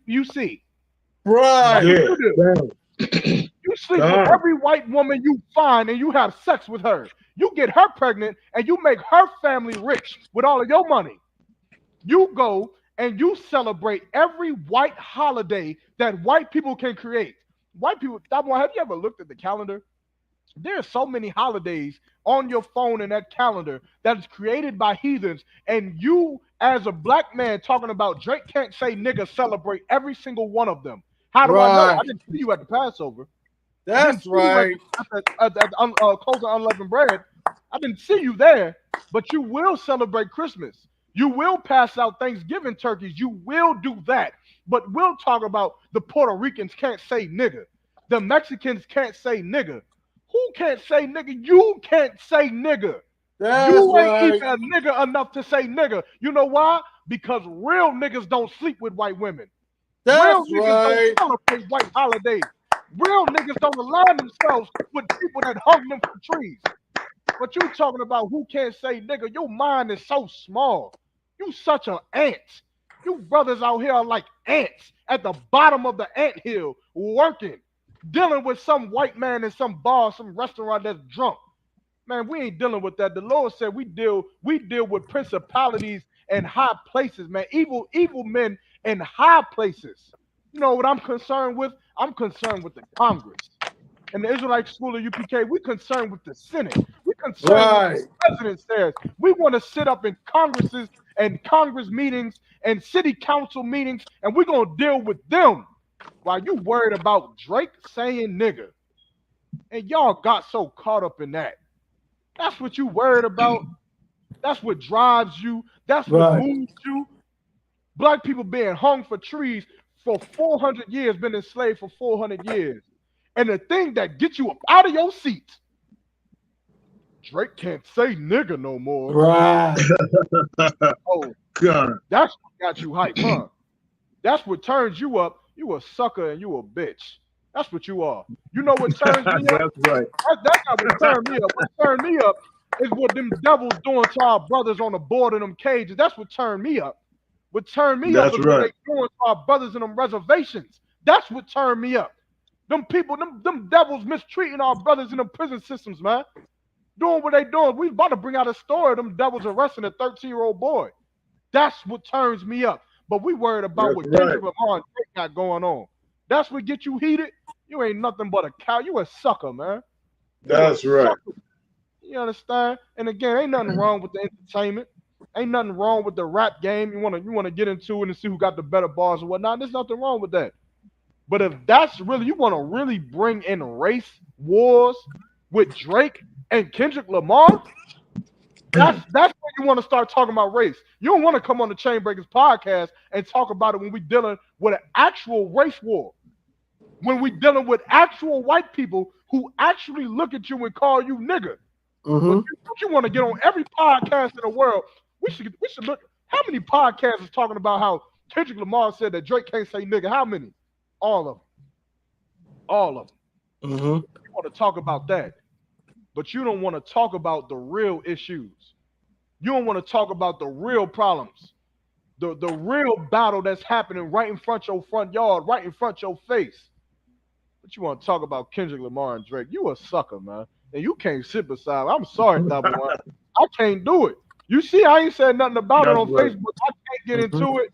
I don't give a damn about no Kendrick Lamar or no Drake, but to set the record straight, Drake is a nigga. That's so he right. can't say nigga. This is set the record straight for any of you idiots. This is dumb as hell. He's black. He can say nigga. Otherwise, he wouldn't be a black hip-hop and R&B artist. This is dumb. This does not make sense. Right. Yo, but come on, man. But, you know. No, well said, brother. Well said, you know what I mean? But it's a lot of people talking about it, you know what I'm saying? Again, and people get so misinformed, so uninformed. They saying, again, J-Lo can't say it, Fat Joe can't say it. Oh, man. Yeah, all that kind of stuff. My question is this, Double One. Or what? Or what? What you gonna do? If Fat Joe comes out and say, oh, my niggas don't dance, we just pull up a pants and right. What are you going to do about it? What power do you have? Nothing. You gonna do nothing about it. That's right. We always got this energy for each other, man. We always got this energy to fight against the Puerto Ricans, to fight against the Mexicans. Why would we ever have this energy to fight against our oppressor? Fat Joe made a song that say my niggas don't dance. And you mad at him for saying that?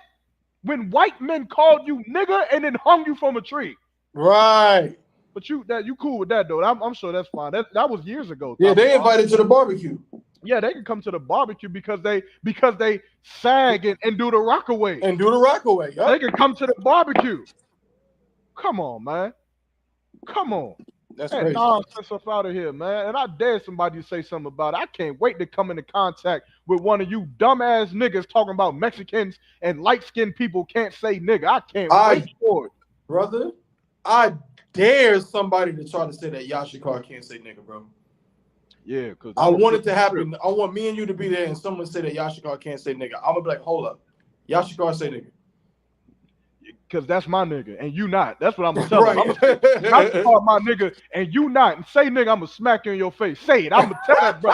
Say it. I'm gonna smack you in the face. Y'all should go tell him to say nigga. I'm gonna smack. You feel me? Right. Cause y'all be playing, man. I'm getting rowdy, but I'm joking, obviously. But seriously, y'all be playing. Y'all be playing around. Stop with these silly games. You understand?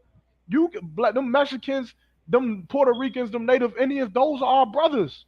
They are from the 12 tribes of the nation of Israel. And if you ain't do the research to find out who your family is, that's on you. That's right. That's on you. You understand? You can't get mad at the facts though. When you going up to 23andMe and Ancestry.com, you care about your nationality, your family at that point. Why not dive deeper and go into these records and find out who's actually your family? That's Why right. not do that? Damn right. Damn right. Well said. Well said. Hey, before we move on, Cap, I mean, I know this is something you probably seen before. Now, you've been hitting the streets in the ISUPK for some time. You done gone to war with some heavy hitters from, we don't call them the Northern tribes, but you know what I'm saying, our Latino brothers. You done gone to war with Captain Osh. You know what I'm saying? You done gone to war with brothers like that. Like, how have you seen this play out before? Was this something y'all dealt with often, like, you know what I'm saying, in your time, where it's like, man, them Hispanics, they ain't supposed to say nigga, they not real y'all people type thing? Have you seen a lot of that? And then come up, figures like come up and say that, you know what I'm saying? So say something like that, something foolish, God. So it's like something that you hit on it when you hear it, and then it go away. That ignorant person, he makes some knowledge. He make it knowledge be like, okay, well, they get enlightened. You know what I'm saying? But it's like it comes up every day because it's new people hearing the truth. New people hearing the truth. You know what I'm saying? So you always gonna have new fake Israelites. Like Kendrick Lamar. He's a new fake Israelite. That's so right. He's a fake Israelite, so he's gonna come and say that. Yeah, so he's gonna come and say stuff like that. So it's like you deal with him, then next thing you know, he's gonna get some knowledge. Man, he's gonna tune into ISUPK and you get real knowledge. And he say, oh, people you know what I'm saying? He'll find his way, the Lord willing, We shall see. But nigga, it comes up a lot of times with Negro saying simple stuff, Yeah, you're right about that. We shall see. Damn right. Well said, Cap. Well said. Hey, man, moving right along, you know what I'm saying? Beyond that, let's see if we can get the audio. You said the audio, but I don't know where we was about to go with that. The audio, I don't know if we still on the Drake and Kendrick thing or what. Nonetheless. Audio, yeah. Was it audio to that? I think it was the 13-year-old in DC. I'm not sure. The 13-year-old kid that got arrested. I'm not sure. I didn't see the story, but maybe I could. Yeah. I don't know if it's to that or what. Oh, okay. I think I see it right here. Yeah. Let me see. I don't know if it's audio. I see a picture. Yeah, that's what I saw. I saw a picture. I don't know if it's audio either. I saw a picture of it. Yeah, it says you're arresting it. This is from Atlanta Black Star. It says you're arresting a kid. Viral videos appears to show DC police pull black teen's pants down and complete invasive search with a flashlight. Oh, shit. Police say things aren't what they seem. Damn. Let me see. Let's just go into it real quick. Hold on.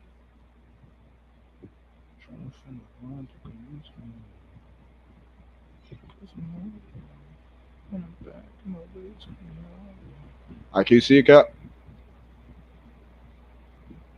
Hold on, not yet. Yeah, I see it now. Most high Christ. So I'm gonna just read it. It says you arresting a kid. Viral video appears to show DC police pull black teen's pants down in a complete invasive search with flashlight. Police say things aren't what they seem. DC Metro Police responded to a viral video that quickly drew backlash online after it was purported to show a group of officers pulling down a black teen's pants and to search him. That video, originally posted by Chuck Modi on Twitter or X and Instagram, has amazed hundreds of thousands of views.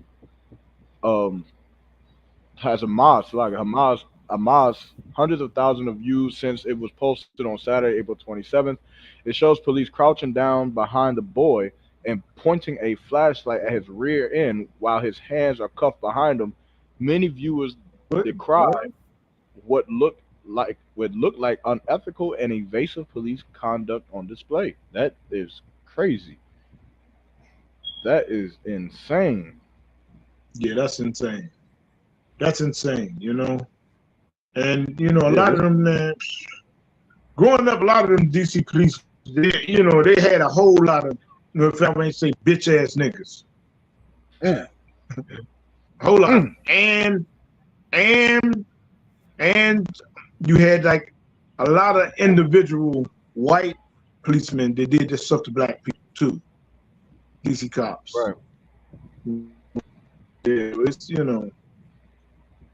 I mean, I imagine it's pretty bad. I mean, obviously DC, who at one point was deemed Chocolate City because of how many people had migrated into the city, I imagine the only way to regain control of the area was to up the oppression on black people.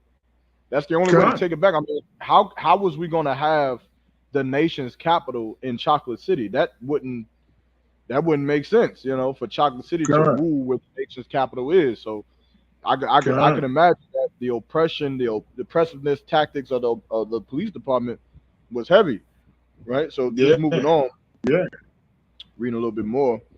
It said that weekend several protests broke out in D.C. area against the Biden administration's response to Israel's ongoing war campaign in Palestine. Police stopped the boy as he was riding his bike through a protest outside the Washington Hilton, where the White House Correspondents' dinner was held. Atlanta Black Star reached out to Metropolitan Police Department for details. A spokesperson confirmed that multiple officers stopped the boy for attempting to ride through the protest because it was dangerous, but no criminal charges resulted from the stop. It's crazy. Officers stopped a juvenile male for attempting to ride a bike through a demonstration. The juvenile did not obey lawful commands given by officers on scene. A stop was conducted, and he was sent on his way. The spokesperson told Atlanta Black Star the Metropolitan Police representative also clarified that the police officers in the video were captured trying to loosen the teen's handcuffs after he complained that they were too tight. Modi posted his interview with a bystander who spoke with a black officer at the scene of the teen's detainment. That officer told her the boy refused to turn around after being told by police to find a different bike route, so they detained him. She said she saw at least 3 or 4 officers tackle him to the ground. So the problem is this. I think here's the video right now. This is a video from Chuck Modi. This is racist and humiliating. Police pulled down his pants, past his ass, to stick the flashlight down there. Only one arrested among 1,000 is a young black kid, looked 15, not a protester. His father came. He was in tears from his experience. No crime, just trauma. More details coming. So we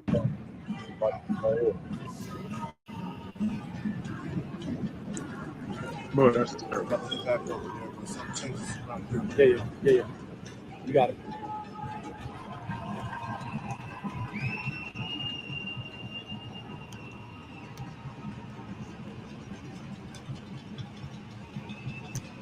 What are they doing? I don't know. I was wondering that myself. What they do? It's kind of humiliating. Yeah. It's humiliating. You're at a protest. All right, let's get the young black kid.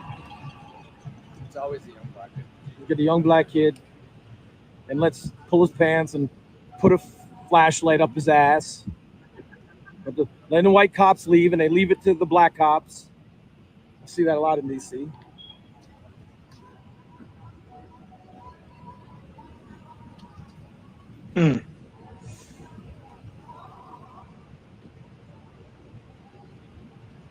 You just say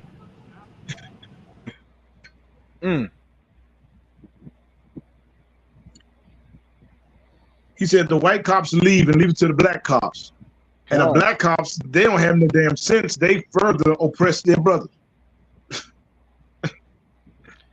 Listen, now this is heavy right here because it says, this is another quote. It says, I was asking one of the police officers, why are you arresting a kid who just wanted to bike through this lane? He said, you don't know if this kid was on his way to kill somebody. You don't know if he had a bomb or a knife or planning to rob someone. Hold on, we gotta watch this. Hold on, Salaga. What did the police officer say to you?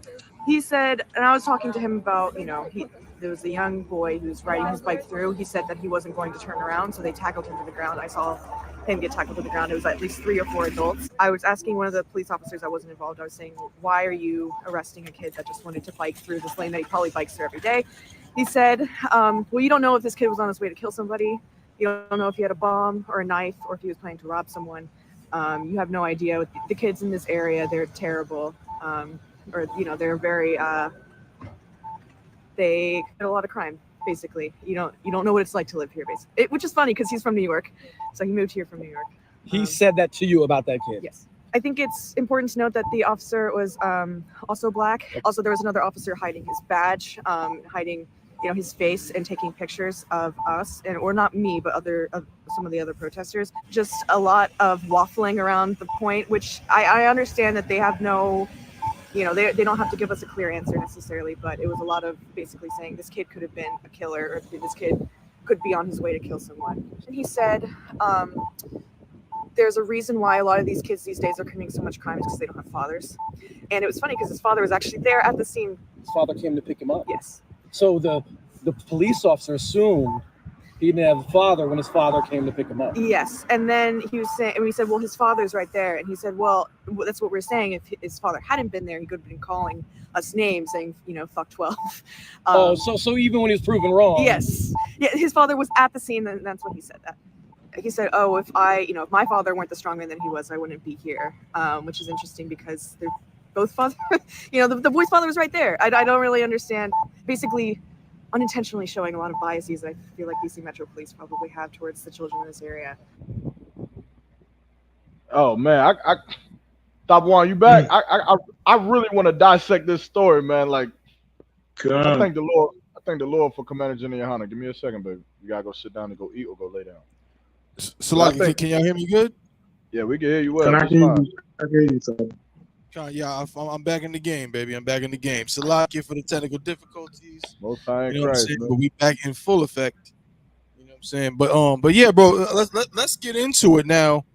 I didn't. You don't got to replay it. Yeah, Cap.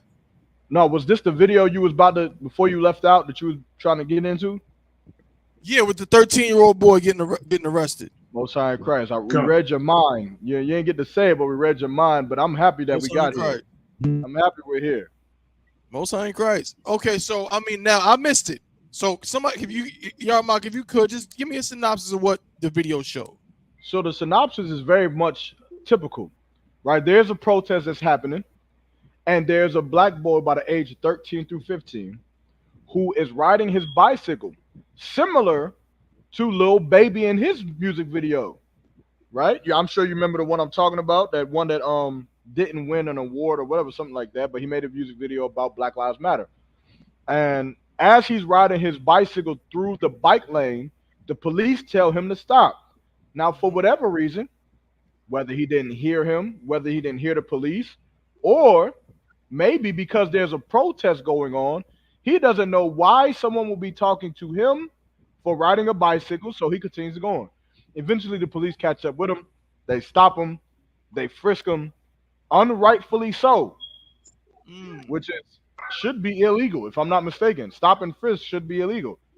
But they stop him, they pull his pants down, and they put a flashlight up his behind, up his crack, looking for whatever they looking for. And they did it in front of everybody. Obviously, some white person recorded it, and he commented on it and was just like, yeah, see, this is what they do. Get the black kid, and white people is doing this and doing that, right? So that's pretty much the story. We also just heard, I don't know if you heard what the white woman said about the comments that was made by the officer. Did you hear that? Yeah, the officer was saying something about, oh yeah, you don't know this. He might have been going to kill somebody or rob somebody. The kids in this neighborhood are terrible. Right.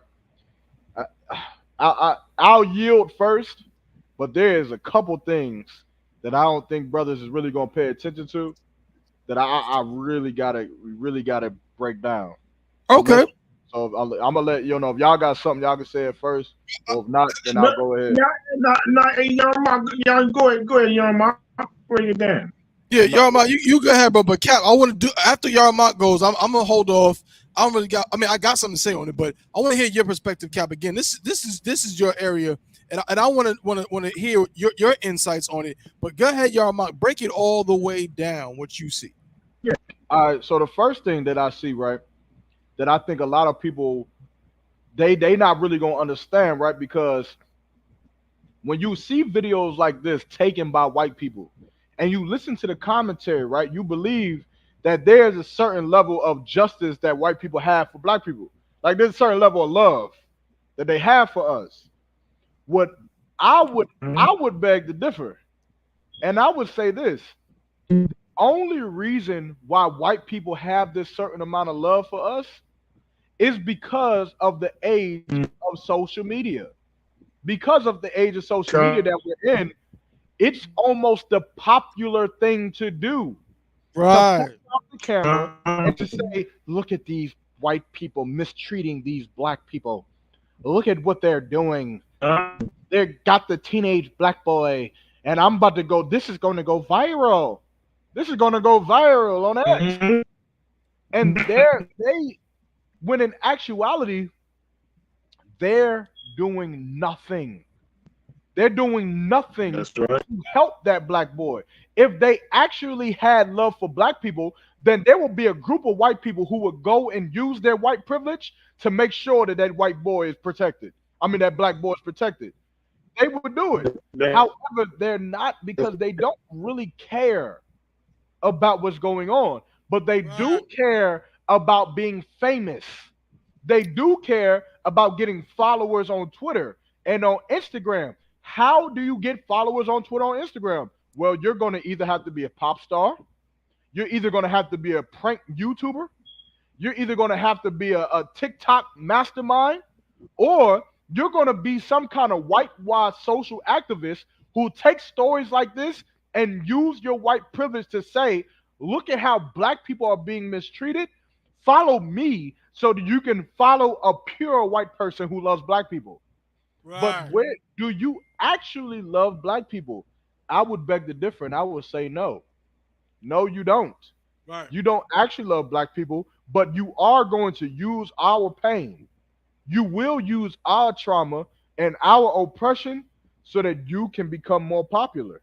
That's right. Because if you love black people, then you will be funding the ISUPK under Commander General Yohana. That's right. If you love black people, then you will be sending all of your money to the school. You wouldn't be calling the ISUPK a terrorist group because we hold a Passover right here in Snow Hill, North Carolina. If you actually love black people. Now, the same people called a terrorist, they sound just like this woman. They sound just like this man.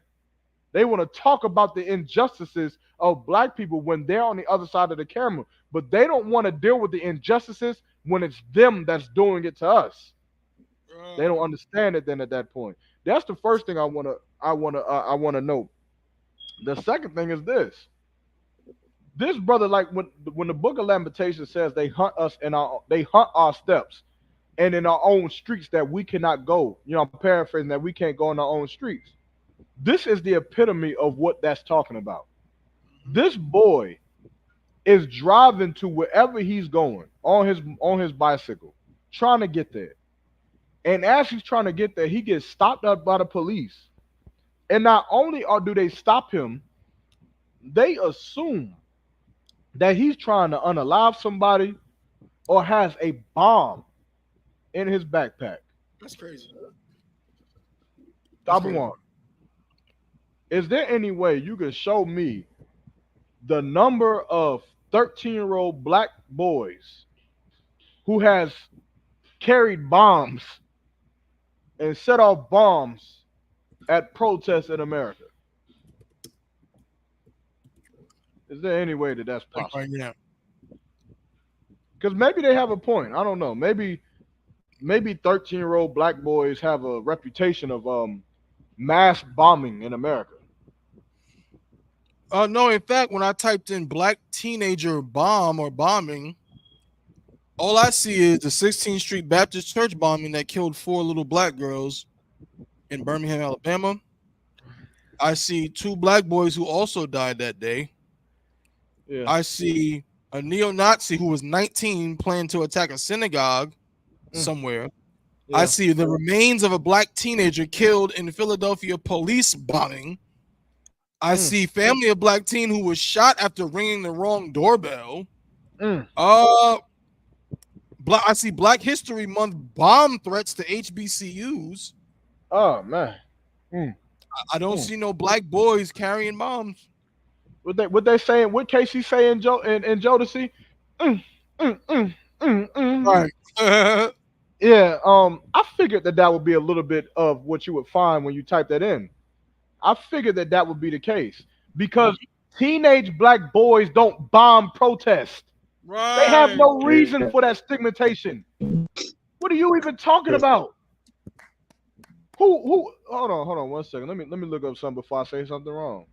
Hold on 1 second. Hold on. Let me 1 second. So log in. 1 second. It won't take long. Oh, you know what's crazy, Dom Juan? We know what I just looked up. What's up? I looked up the Boston bomber. Right. Guess what he looked like? Jeffrey Dahmer. Okay. Makes sense. He white as Jeffrey Dahmer. Right. The Boston bomber is white as Jeffrey Dahmer, but yet you are pulling over some nigga for no reason. Right. Talking about he has a bomb. Just this goes to show you, for one, how they view us, how they think about us. That we're the ones that is the cause of mass destruction in America. That we're the problem.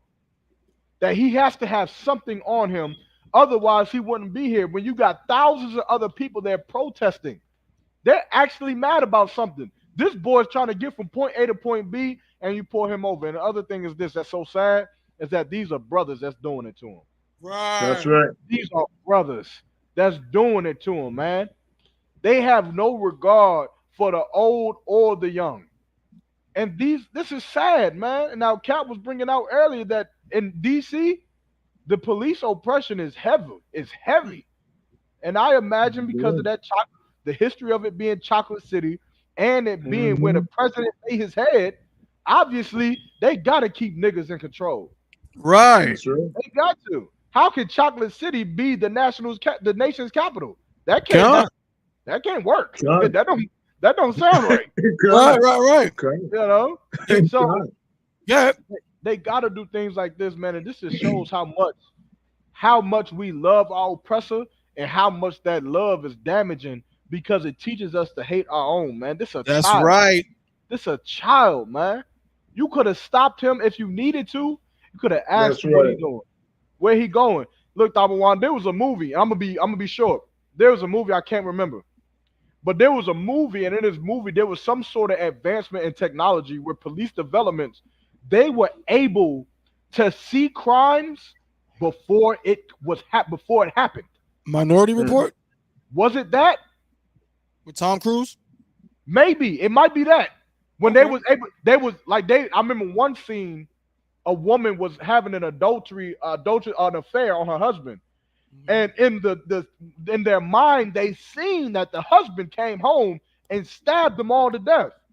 But because they seen it, they was able to go bust through the window, get the man while he had the knife on him, and stop the people from being killed. Yeah. Maya Shaw said it's Minority Report. If I'm not mistaken, that technology didn't work out. If I'm not mistaken, correct me if I'm wrong. It did. You know why it didn't work out? Because you cannot make a criminal out of somebody who didn't commit a fucking crime. Right. That's not how it works. It's not how it works. You cannot make a criminal out of somebody who did not commit a crime. So even if he had a bomb in his backpack, that is unfortunate as hell. And so many people is going to be hurt. He would have to pay for what he did. But he has to do it before he pays for what he did. Right. I don't even understand what we're talking about. This does not make sense. He might have had a bomb on this, that, and the third. If that's the case, then you have to search every single one of those people out there who were protesting, who's screaming out against whatever they're protesting about. Because all of them can have bombs. All of them can have guns in their back pockets. All of them can have knives and is planning on killing somebody. But you want to single out one singular person, one black man out of the thousands. It just shows you how much the devil, the oppressor, is, man. That's I'm a yield, man. I'm a yield on that. I'm gonna be quick. Well said, bro. Cap, if I could, Cap, I want to know what's your because you mentioned earlier about the DC police. Now, Yarmouth, you brought up an interesting point about DC being known as Chocolate City. Now, it's not. Now, Cap, if I'm saying something wrong, let me know. It ain't Chocolate City no more. The reason why I say that, the gentrification in DC is real. You know what I'm saying? I go to DC relatively often. I'm probably going to be there sometime this month. And I heard about DC. I heard about what it used to be when it was Chocolate City. You know what I mean? But it seemed like, I mean, remember they had a a black man had Marion Barry. They had Marion Barry up in DC. And as soon as he got caught up in that hotel smoking, so I can't say it's on camera, but he was in the hotel, smoking crack with a prostitute, right, Cap? Mm-hmm. Yeah, and ever since then, they have used things like that as an excuse to really attack the city from all angles, and really try to gentrify it. Change the scope, get people out of their home, get people out of their neighborhoods. Where now, if you want to get in one of them nice, I know in New York we call them brownstones, but them colonial type houses that you see in DC, you know what I'm saying? You want to get one of those, you paying millions of dollars. You understand? That's it. And so, with Cap, my question to you is: in your time in DC coming up, did you see this kind of treatment where the black police, when there were black police, were almost worse? Is this the kind of thing that you agree with? Yes, because I can remember moving uptown. We moved uptown. We was living in Anacostia. These projects in Anacostia, but I think then I was 1 year old when we moved uptown to Northwest DC. So Northwest DC still had white people in it, Right. So I remember a white lady said this. One of the black boys said she said one of me or my brothers did it. Actually they were saying my oldest brother Victor did it. So took a BB gun and shot the windows out. So the cops, they come to like we were asleep. They come to our house late at night, and so one black cop was saying, well, my mother and father answered the door. So my father went out there on the porch. He didn't let him in the house. He went on the porch to talk to him. So then the cop going to go, well, these are black cops. They're going to go, well, maybe I ought to go up there and snatch him up out of the bed. What? Because of the white lady. So my father said, no, you won't. No, you're not going to go up in my house and snatch kill my sons out of the bed, So it was like cops like that, you get cops like that, and all the time you get cops like that trying to really, really, please the white people. Wow. Please the white people. Anytime there's an uprising in the neighborhood, something happened. It was like the Lanhams. The Lanhams was white people. So the Lanhams lives up the street. And their father come out, he's a lawyer. Or whatever. You know what I'm saying? A lot of times when the police come, there'll be black cops and they'll be on the white people's side. They'll push forward for the white people, So you always had this little spirit towards black cops towards black people. So you had cops like, if they pull over, they're going to give you a hard time. they gonna give a nigga a hard time. Or they gonna give a nigga a hard time all the time. You know, for nothing. For nothing. I know me and my husband was going up to Georgia one day, and just made the light. He made the yellow light, and this damn cop going to ride behind him. So my cousin was saying, I bet you put me over right when I get up to the Abex Club. You know, the Abex Club is a black club, you know, right up the street near the precinct, a good block down away from the 4th District precinct. So sure enough, the cop put the lights on right when he kept in the Abex Club. This brother come up, 2 black cops, come on each side of the car.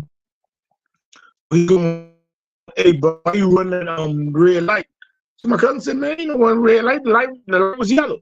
So the cop get into my cousin going, man, hey, you supposed to stop. Yellow means to stop. You know? What? Be talking about yellow means to stop. You know, what the fuck are you talking about? You know? So there you go. He said, let me see your license. So he took my cousin's license. Then he looked at it for a little while. He go, man, you know, I don't even feel like fucking with y'all today. Give my cousin's license back, and they get in the car. Good. So, and otherwise, if he felt like fucking with us, then we would have some problems. Right. You know what I'm saying? Simple shit like that. You know, all the time harassing black cops, harassing, you know, black brothers. Right. Just all the time you go, you was going to like, it was like, what you saying?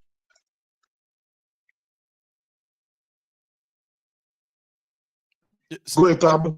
You know, I was just saying, they doing that just to impress the oppressor. Yeah, exactly. Exactly. Good night. And look, one time, my cousin, I'm in Kentucky, my nephew, one of my nephews, he shot. So, like, I think we lost Cap. But that's no sweat. Get your mount back up in here. Cap should be back shortly. But that's very crazy. You know what I'm saying? Yarmock. Now we just had the Passover basically in your, you know what I'm saying, in your hometown of Durham, North Carolina. Is this something you've experienced too? Again, I mean, you know, the police presence were the black cops when you was coming up, was they cool, or was they kind of trying to compensate type thing? What did you see?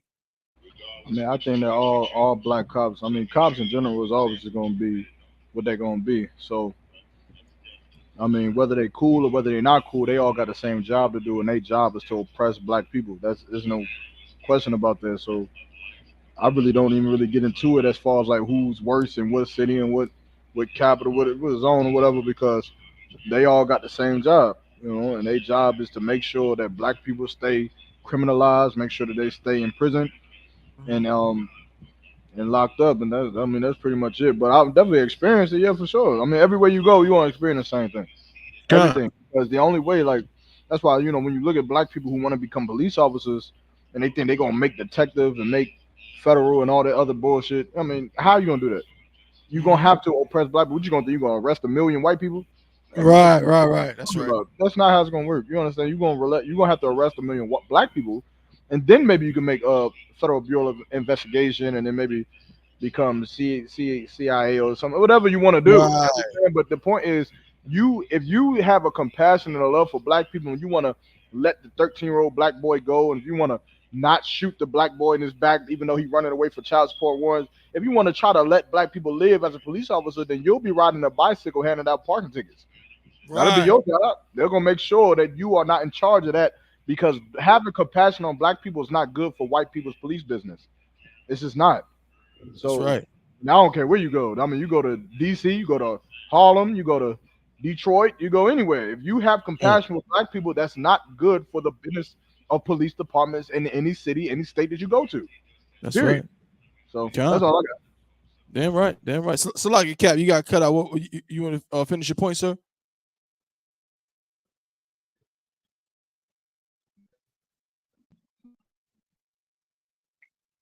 So like a Cap, can you hear me?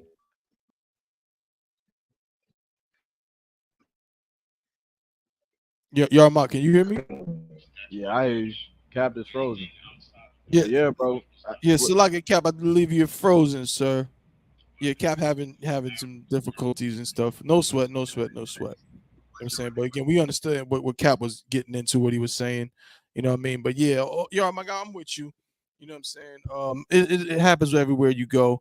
But all of this is indicative of everything we've been saying, man. When you join the oppressor, these are the kind of things you go through. You understand? I think. Let me see. I think Cap might be too. Let me see. Hey, man. Sluggy Cap, you hear me?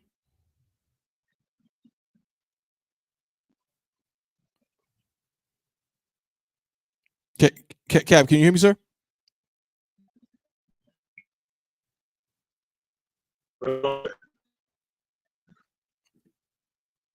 Yeah, no sweat, no sweat, no sweat. Again, Satan messing with the live today, but no sweat. Y'all still rocked out with us. If I can get a hand clap for everybody that tuned in today.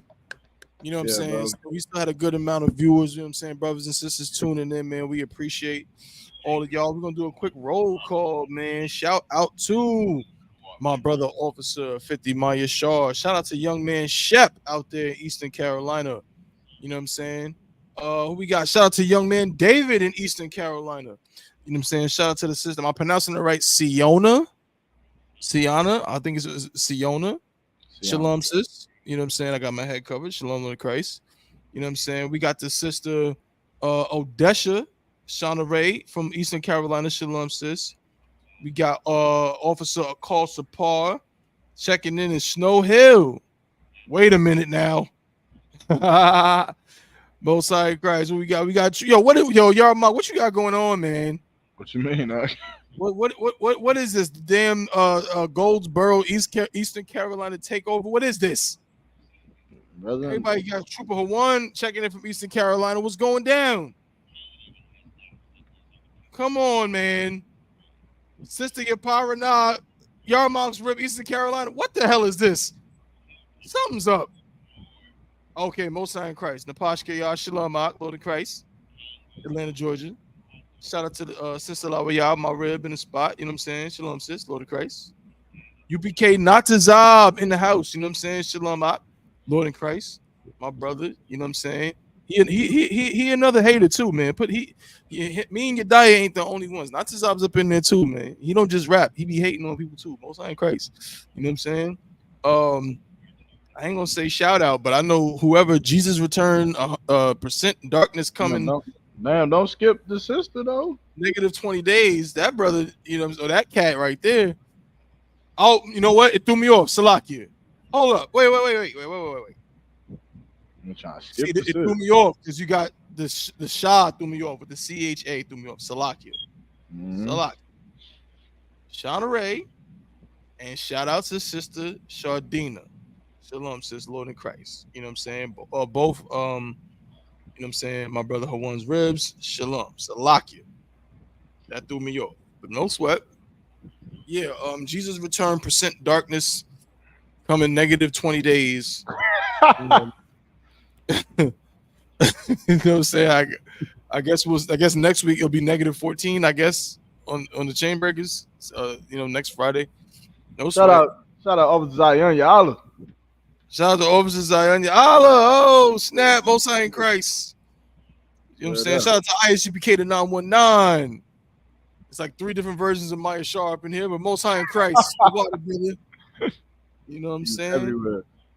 Officer Zion said, hold up, DeVille is in here. DeVille, oh snap. DeVille is in the building. You know what I'm saying? I'm sorry, but DeVille got to take a little bit of an L too. Salakia, sir. Salakia. Why you say that? Because J. Cole bowed out like a. Oh man, get out of here, dog. J. Cole quit. He said I can't do it. He bowed out like a. J. Cole better than all them niggas. Huh? Better than all them niggas, man. Say what? He better than all them niggas. I'm not doing this, bro. We're gonna have to do this on another radio show, on another podcast, because you are not gonna associate me with your shenanigans on this show. But yeah, Salakia Adawan, you know what I'm saying? But Vietnam got to take that L right there. Salakia. You tell Kowal, Bucky, I'll tell all of them I said it. Salakia. Y'all gotta hold that one. Salakia. You know what I'm saying? But Most High in Christ, the water that everybody for tuning in, you know what I'm saying? It's like I'm gonna try to get Cap one more time to see. Hey, Salaki Cap, can you hear me, sir? I hear you, man. I hear you, man. This sounds crazy. Yeah. Satan messing with you, Adawan. Satan messing with you. Yeah, it's no sweat. They tried to stop, but they couldn't stop the Chain Breakers podcast. So you know what I mean. Yeah, man. We clipping it up. But did you want to end off with anything, Adawan? Again, I'll just kind of, you know what I'm saying, kind of let them know what you was talking about, breaking it down. And Officer Yarmak has some words on the topic that was, very pertinent. But is there anything you wanted to say before we clip it for today?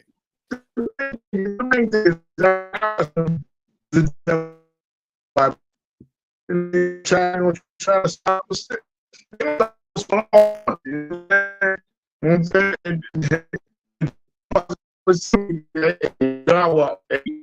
We war. Right. How people going to understand that we really are at war. That's we right. really are at war. And it's going to take us to be righteous unto the Most High to win. That's right. So nothing else is going to make us win. We can't win without the Most High. We can't win without doing the Most High's will. That means brothers and sisters got to put down the blunts and stop doing all the wicked stuff we do. And we got to come down here. We got to come correct. Don't cut it off. You know what I'm saying? That's right. Con. Yeah, Damn right. Damn right. Well said, Cap. The water, Adawan. The water, sir. Yarmak, you got anything before we end this? Let me just address Officer Zion, Officer 5000 Zion Ya'ala real quick. He said, did he do it? If the villain's taking the L, what is NY taking? I don't know nothing about none of that. I don't know nothing about none of that. All I know is that J. Cole gotta take. We're not Adawan, you see you sidetracking. We're not talking about Diddy right now. We're talking about J. Cole. He got to take that L. He bowed out. You know what I'm saying? Wait, that's what we're talking about. Got to deal with what's in front of us. Pause. You know what I'm saying? But we'll talk about that later on. Mark, you got something, sir? Nah, I just hey, shout out to the sister Sienna, man, helping me with the Javelin rebrand. Can you hear me, Thamon? I hear you just fine, bro. Hit me up with the Javelin rebrand, man. Make sure y'all go to Instagram right now and make sure y'all follow Javelin Wear. It's JAVELIN WEAR. That's simple enough, man. Just follow Javelin Wear on Instagram. We already hit 100 followers in 2 days. Come on now. The website that we popping on Instagram, the website about to be jumping in a second. You understand? Just hold on a second.